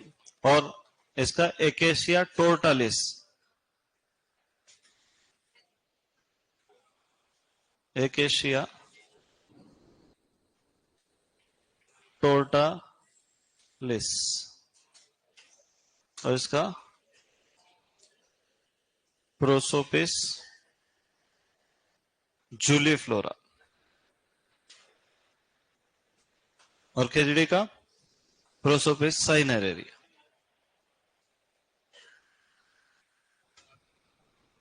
बस खत्म चैप्टर।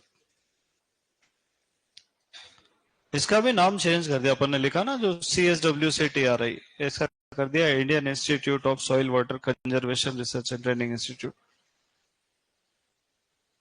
शब्द वही आएंगे अंदर, सिर्फ नाम चेंज कर दिया।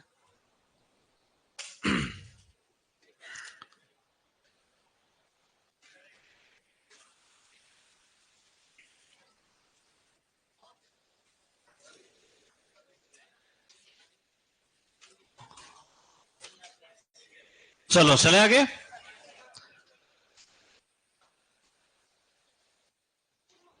चलो अब मुझे एक बात बताओ कि यहाँ पे अपन देखो 6 वाले भी बैठे हैं, 7 वाले भी बैठे हैं, 8 वाले भी बैठे हैं और 9 वाले भी, है ना। अभी 6-7 वाले बताएंगे। मैंने तुमको सिंचाई से शुरू किया था क्या? मौसम जलवायु पढ़ा है क्या?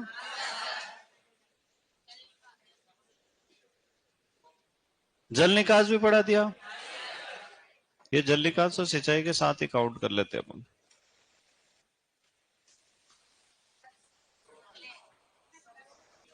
फसलें पढ़ा दी। शुष्क खेती पढ़ लिया क्या अपन ने? वो इसी में आ गया सब। खरपतवार वो तुम 2-1 महीने से पढ़ रहे हो क्या? और क्या है? मृदा उर्वरता। ठीक। अच्छा, 8 और 9 वालों ने सिर्फ खरपतवार पढ़ा।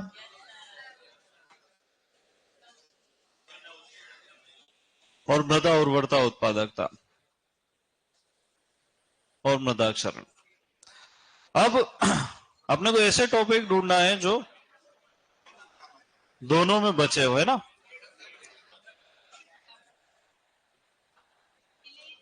सीड बचा है, टिलेज बचा है, ऑर्गेनिक फार्मिंग बचा है। वो चारों बचे पोषक तत्व वाले।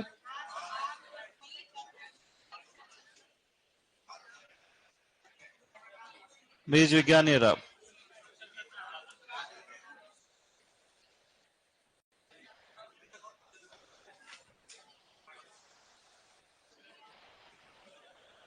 मतलब इतने टॉपिक अपन साथ में पढ़ सकते हैं, है ना। सीड, टिलेज, ऑर्गेनिक फार्मिंग, पोषक तत्व, उर्वरक, खाद, जैव उर्वरक, ये चारों एक साथ, है ना। क्रॉपिंग सिस्टम कौन सा टॉपिक है? फर्स्ट चैप्टर में आएगा ना, इंट्रोडक्शन में होगा। ठीक है। इंट्रोडक्शन थोड़ा कठिन टॉपिक है। वो ये जो 8-9 वाले हैं ना, ये यहाँ जनसंख्या कम होने लग जाएगी इनकी। उसमें मैं लिखाऊंगा फिर के वर्गीकरण अलग अलग प्रकार से, है ना। तो अपन अभी सीड पढ़ेंगे, क्योंकि सीड जो आपके 12th का भी टॉपिक है और सुपरवाइजर के लिए भी एक इंपॉर्टेंट टॉपिक है ना। उसके बाद टिलेज, ऑर्गेनिक फार्मिंग, अर्थशास्त्र, इंट्रोडक्शन। ये इसलिए आखिरी में अपन पढ़ेंगे कि ये किशन सर भी पढ़ा सकते हैं, महेश जी सर भी पढ़ा सकते हैं, है ना। तो अगर अपने दिन कम पढ़ेंगे ना, तो एक तरफ 2 लेक्चर तो अपन एग्रोनॉमिक लगाएंगे और ये वाले टॉपिक कौन पढ़ा देंगे? सॉइल वाले सर। तो इसलिए इनको अपन होल्ड पे डाल के रखते हैं फिर। ठीक है। अब अपन शुरू करेंगे सीड। लिखो हेडिंग, बीज विज्ञान।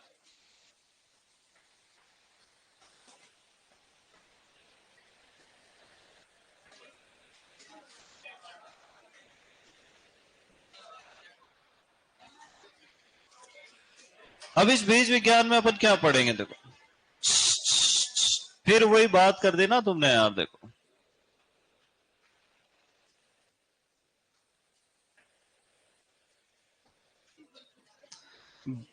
बीज की परिभाषा, उन्नत बीज के गुण, जिसमें से पहला गुण क्या है बेटा? अंकुरण। अंकुरण में अपन पहले पढ़ेंगे बीज की संरचना, है ना। अंकुरण की क्रिया विधि। इसी बीज विज्ञान में क्रिया विधि के अपन बात पढ़ेंगे अंकुरण के प्रकार, अंकुरण को प्रभावित करने वाले कारक। इतना डिटेल लिखूं कि नहीं लिखूं यार?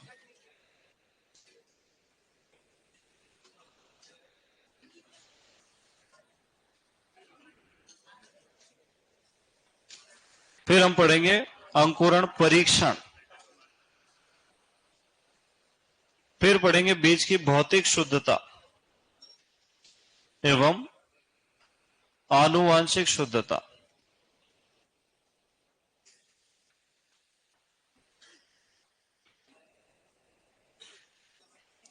फिर पढ़ेंगे बीज का वास्तविक मूल्य।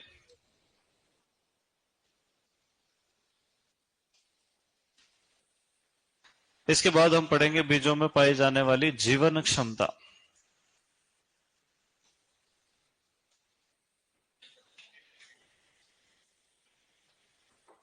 परीक्षण। बीजों में पाई जाने वाली सुषुप्तावस्था एवं इसे तोड़ना।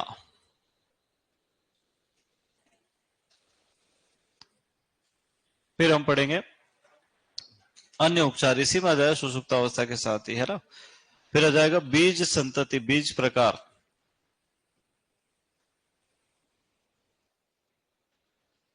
फिर बीज संतति के बाद में बीजों का भंडारण, बीजों से संबंधित कानून एवं अन्य बिंदु।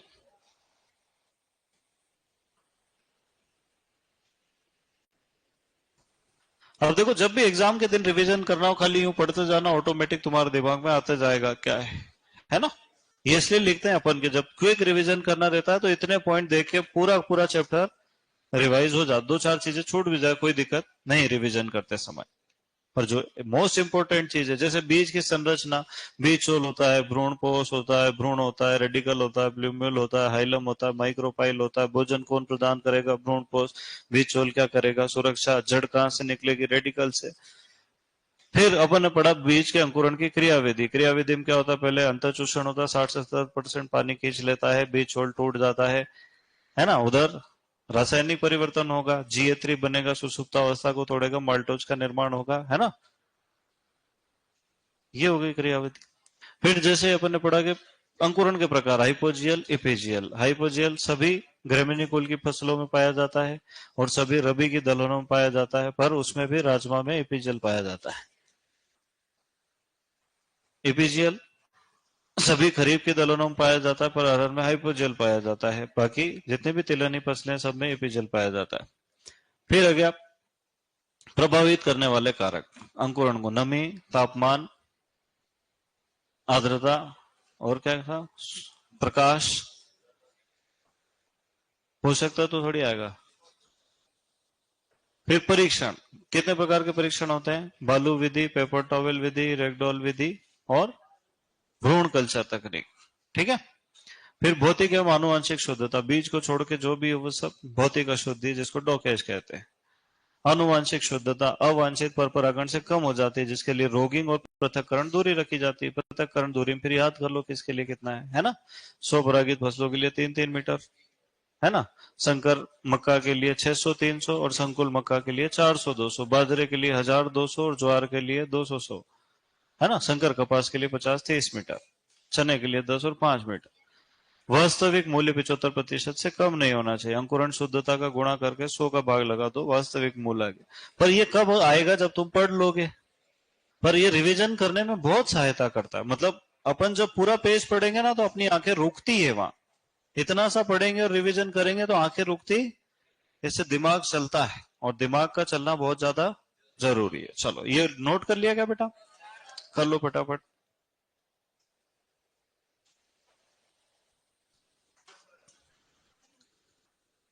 चले आगे।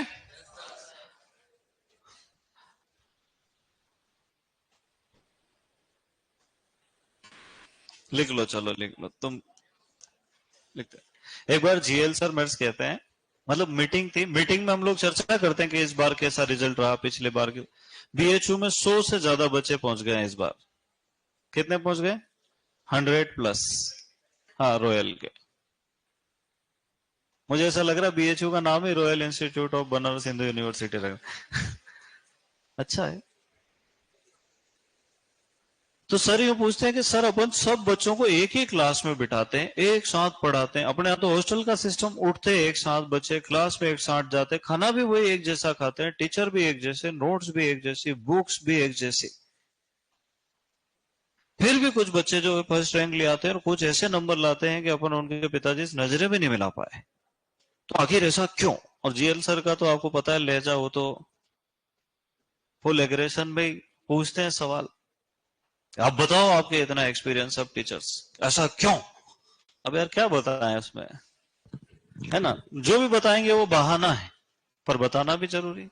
मान लो अपन कहते हैं कुछ बच्चे पढ़ते नहीं है और सर कहते हैं फालतू बात, तो वो तो जवाब ही कैंसिल हो जाए, मामला गड़बड़ माम। फिर अपन कहते हैं कि कुछ बच्चे मानसिक रूप से कमजोर होते, फिर वो कहते हैं फालतू बात। नहीं, काफी देर हो गई, मतलब 2-3 मिनट जो साइलेंस रहता है कि नहीं रहता है, बताओ। मैंने कहा सर बीज विज्ञान में अपन ऐसा कहते हैं कि भारत में सिर्फ 12% किसानों को ही उन्नत बीज मिल पाता है, और बीज को प्राथमिक स्रोत कहा जाता है कि अगर बीज उच्च उत्पादक किस्म का होगा तो हम उसके अंदर सिंचाई करें, खरपतवार नियंत्रण करें, रोग कीट नियंत्रण करें, उर्वरक दें, उसकी अच्छे से देखभाल करें, भरपूर उपज प्राप्त होगी। पर अगर बीज ही खराब किस्म का है तो फिर अपन कितनी भी कोशिश कर लें, सर के मामला जम गया दिमाग में, बोले हाँ यार इसको कहते हैं आंसर। तो तुम ध्यान रखना कि हम जो कोचिंग वाले हैं ना, हम खाली सिंचाई कर सकते हैं, खरपतवार नियंत्रण कर सकते हैं, निंदाई गुड़ाई कर सकते हैं और तुमको उर्वरक दे सकते हैं, पर उच्च उत्पादकता देने का अगर गुण बीज में नहीं है तो फिर कोई फायदा नहीं। चलो,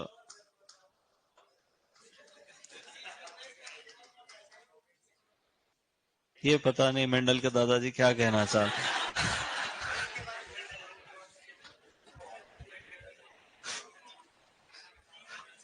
अच्छा देखा, तो बुरा मत मानना, मैं मजाक करते रहता है ना।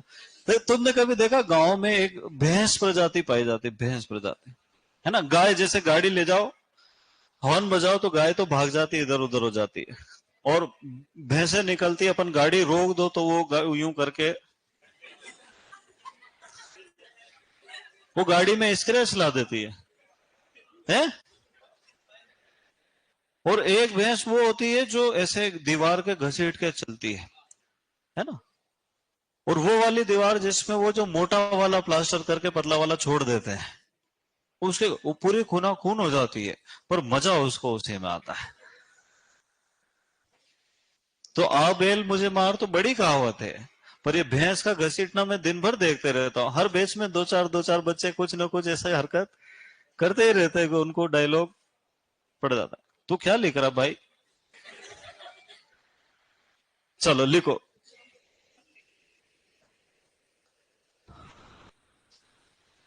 परिभाषा।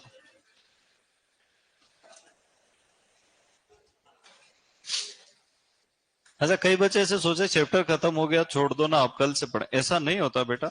इधर देखो, दो तरह की परिभाषा हम पढ़ेंगे। एक बॉटनी की परिभाषा। बॉटनी क्या कहती है? बोले आपको कहती होगी, हमसे तो कुछ नहीं कहा आज।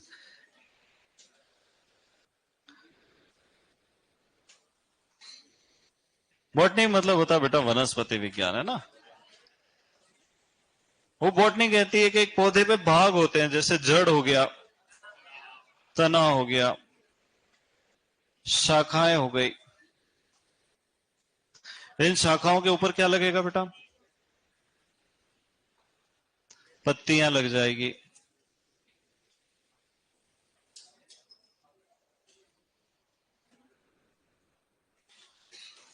अच्छा, पुष्प भी तो आएंगे, और उन पुष्पों से फल का निर्माण होगा, और इस फल के अंदर एक बीज बनता है। ये बीज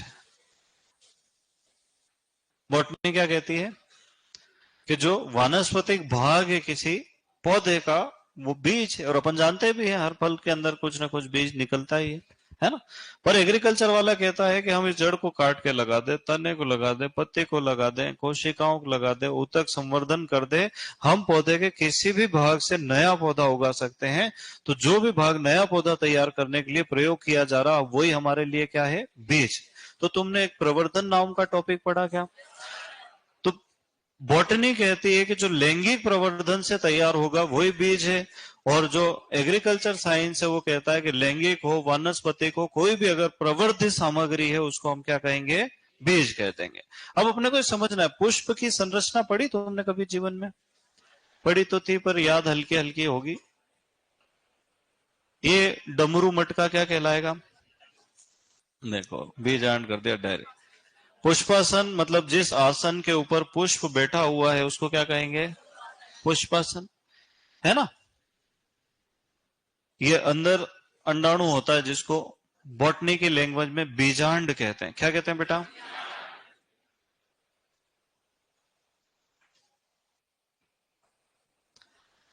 ये अंडाशय है, जिसमें अंडाणु रहता है, उसको क्या कहेंगे? अंडाशय। ये लंबी गर्दन वर्तिका कहलाती। क्या कहलाती बेटा?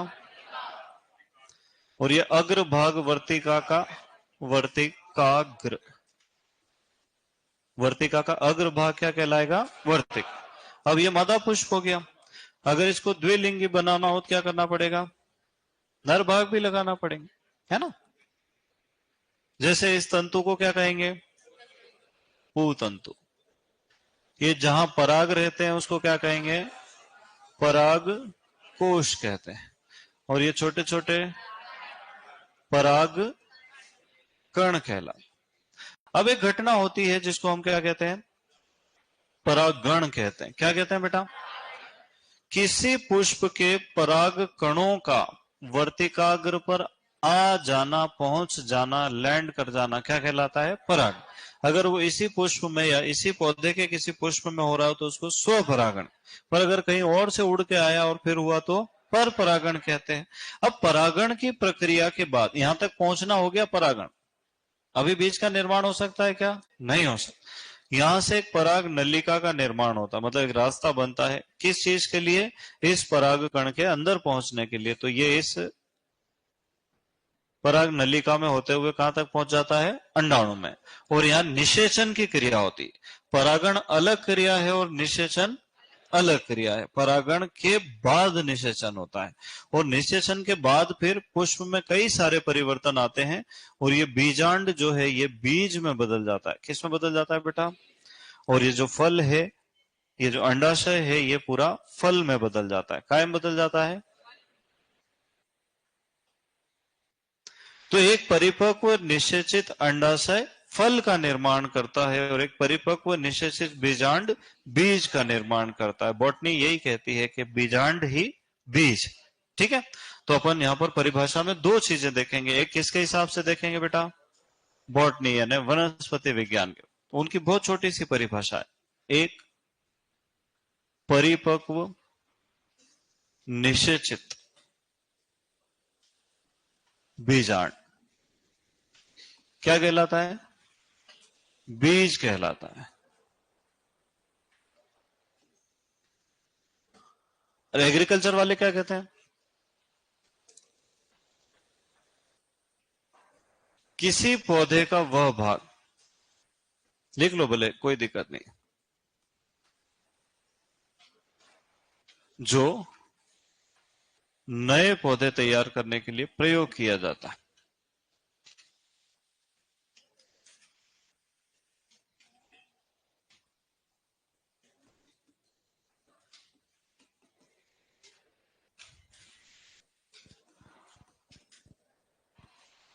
इसमें सब आ जाएगा, इनआर्चिंग, कटिंग, बडिंग, ग्राफ्टिंग, सब, है ना। जैसे जड़, तना, पत्तियां, पुष्प, परागकण, बीज, और क्या आ सकता है? टिश्यू कल्चर भी इसी में काउंट हो जाएगा। तो किसी पौधे का वह भाग जो अपने समान नए पौधों को जन्म दे सकता है ना, उसी को हम क्या कहेंगे बेटा? बीज।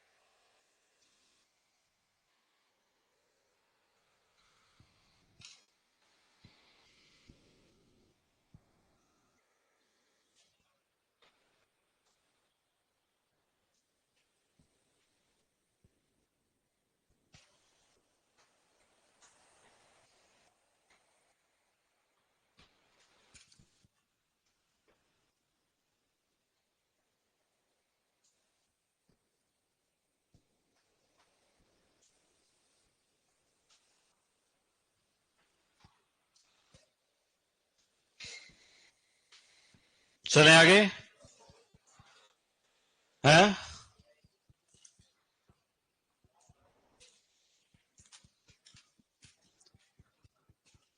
लिखो, वर्तमान में केवल 12% किसानों को उन्नत बीज उपलब्ध है।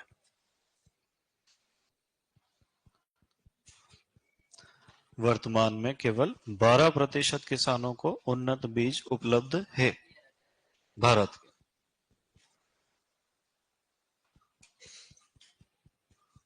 अब इसका कोई सार नहीं है या कोई इसका आधार नहीं है, पर लिखा है तो याद कर लो, और क्या। कौन गिनेगा कितनों को है और कितनों को नहीं। वर्तमान में केवल 12% किसानों को उन्नत बीज उपलब्ध, मतलब कितने को नहीं है? 88। सुपरवाइजर में भी लगभग ऐसा ही है। चलो अगला लिखो, बीज को प्राथमिक स्रोत कहते हैं।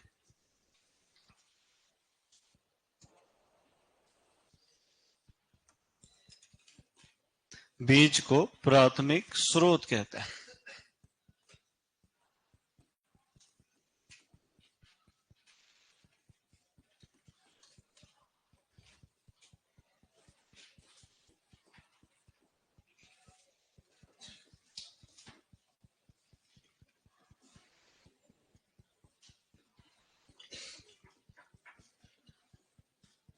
राष्ट्रीय बीज अनुसंधान निदेशालय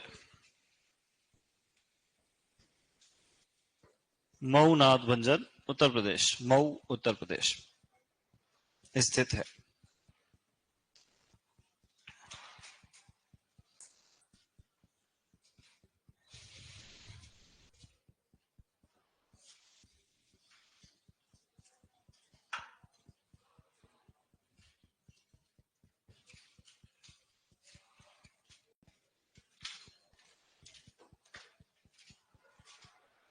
और अंतरराष्ट्रीय कहाँ है? स्विट्जरलैंड में है ना, ISTA। यहीं लिखवाऊंगा, आखिरी में लिखवाऊंगा, यहीं लिखवा दूं, लिखो।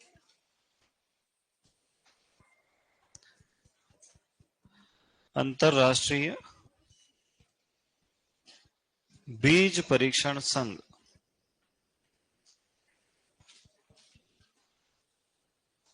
स्विट्जरलैंड।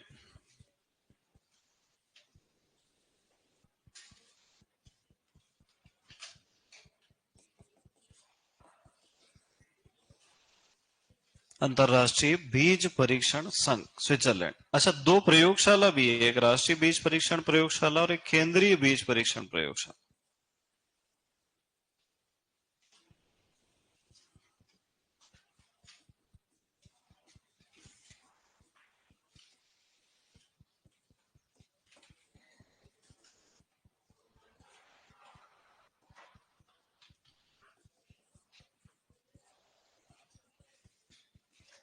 अच्छा मुझे बताओ, केंद्र सरकार कहाँ है?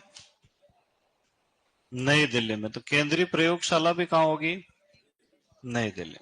बस याद हो गया जिंदगी भर के लिए, अब नहीं भूलोगे, है ना। और राष्ट्रीय वाराणसी,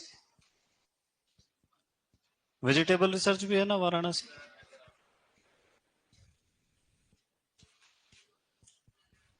अच्छा, बनारस और वाराणसी अलग अलग है क्या?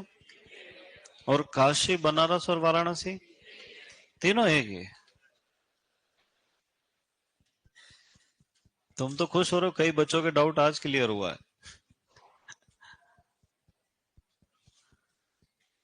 चले आगे। नी क्या होता है? नी का सवाल ही नहीं है ना अपने पास।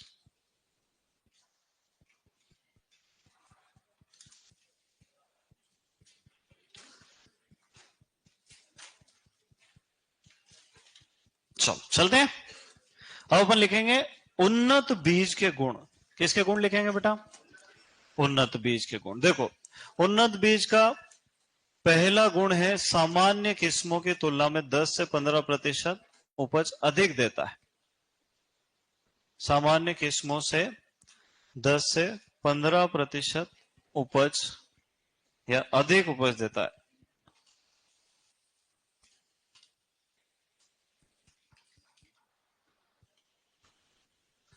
दूसरा गुण, यह भौतिक एवं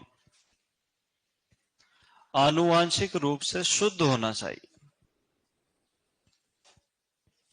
इसको थोड़ा सा नीचे कर दे, इसके पहले एक लाइन और जोड़ूंगा मैं। अरे ऊपर नीचे लिखने से तुमको कोई दिक्कत नहीं होगी, मुझे होगी। उच्च अंकुरण क्षमता, सबसे पहले बीज का अंकुरण पढ़ेंगे ना, वो यहीं से उठा के पढ़ेंगे। भौतिक एवं आनुवांशिक शुद्धता, यह भौतिक एवं आनुवांशिक रूप से शुद्ध होना चाहिए,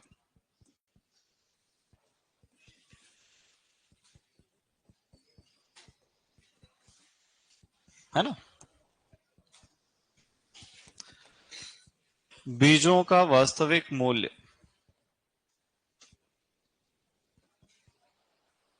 कितना होना चाहिए?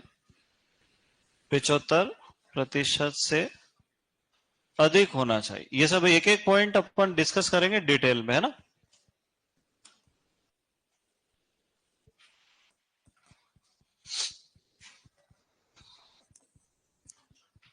बीज ओजपूर्ण होना चाहिए।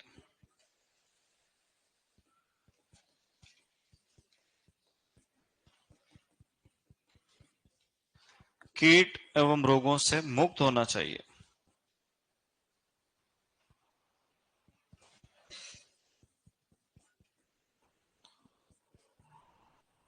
और इसमें खरपतवारों के बीज, हाँ,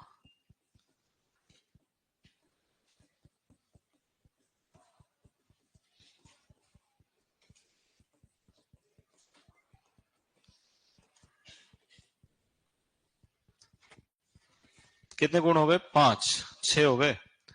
देखो पहला क्या हो गया कि बाकी सामान्य प्रचलित किस्मों की तुलना में 10 से 15% उपज अधिक देना चाहिए। दूसरा, इसमें अंकुरण क्षमता उच्च होना चाहिए। तीसरा, बीजों का वास्तविक मूल्य 75 से अधिक होना चाहिए। भौतिक एवं आनुवांशिक रूप से शुद्ध होना चाहिए। बीज ओजपूर्ण होना चाहिए।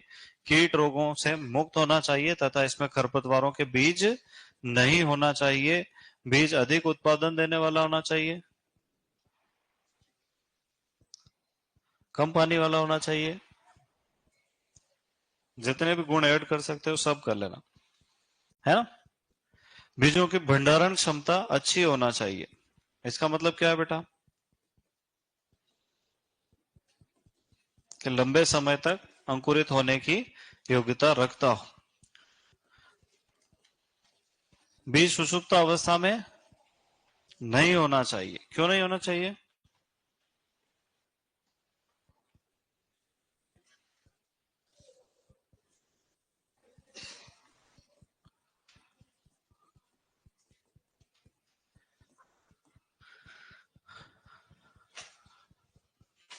है ना। अब लोग कहते कटा पीटा नहीं होना चाहिए, वो भौतिक शुद्धता में आ जाएगा, है ना। कोई कहे दूसरी फसलों के बीज, खरपतवारों के बीज नहीं मिले होना चाहिए, वो भी भौतिक शुद्धता में आ जाएगा। दूसरी किस्मों के बीज नहीं होना चाहिए, वो आनुवांशिक शुद्धता में आ जाएगा, है ना। बहुत है मेरे हिसाब से तो। नहीं है। हाँ, अब एक एक गुण अपन लेंगे, जैसे अंकुरण। अब अंकुरण में फिर 5 चीजें पढ़ेंगे, फिर दूसरी चीज ले लेंगे, फिर उसमें 5 चीजें पढ़ेंगे। तो ऐसे बीज विज्ञान जो है वो खत्म होता जाएगा। हाँ, आज का दिन हो गया ना, अपन कोशिश करेंगे कि अगले 2 दिन में इसको कंप्लीट कर दे, है ना। नहीं तो 2.5 दिन लग जाएंगे ज्यादा से ज्यादा। तुम बस स्पीड बनाए रखो लिखने की।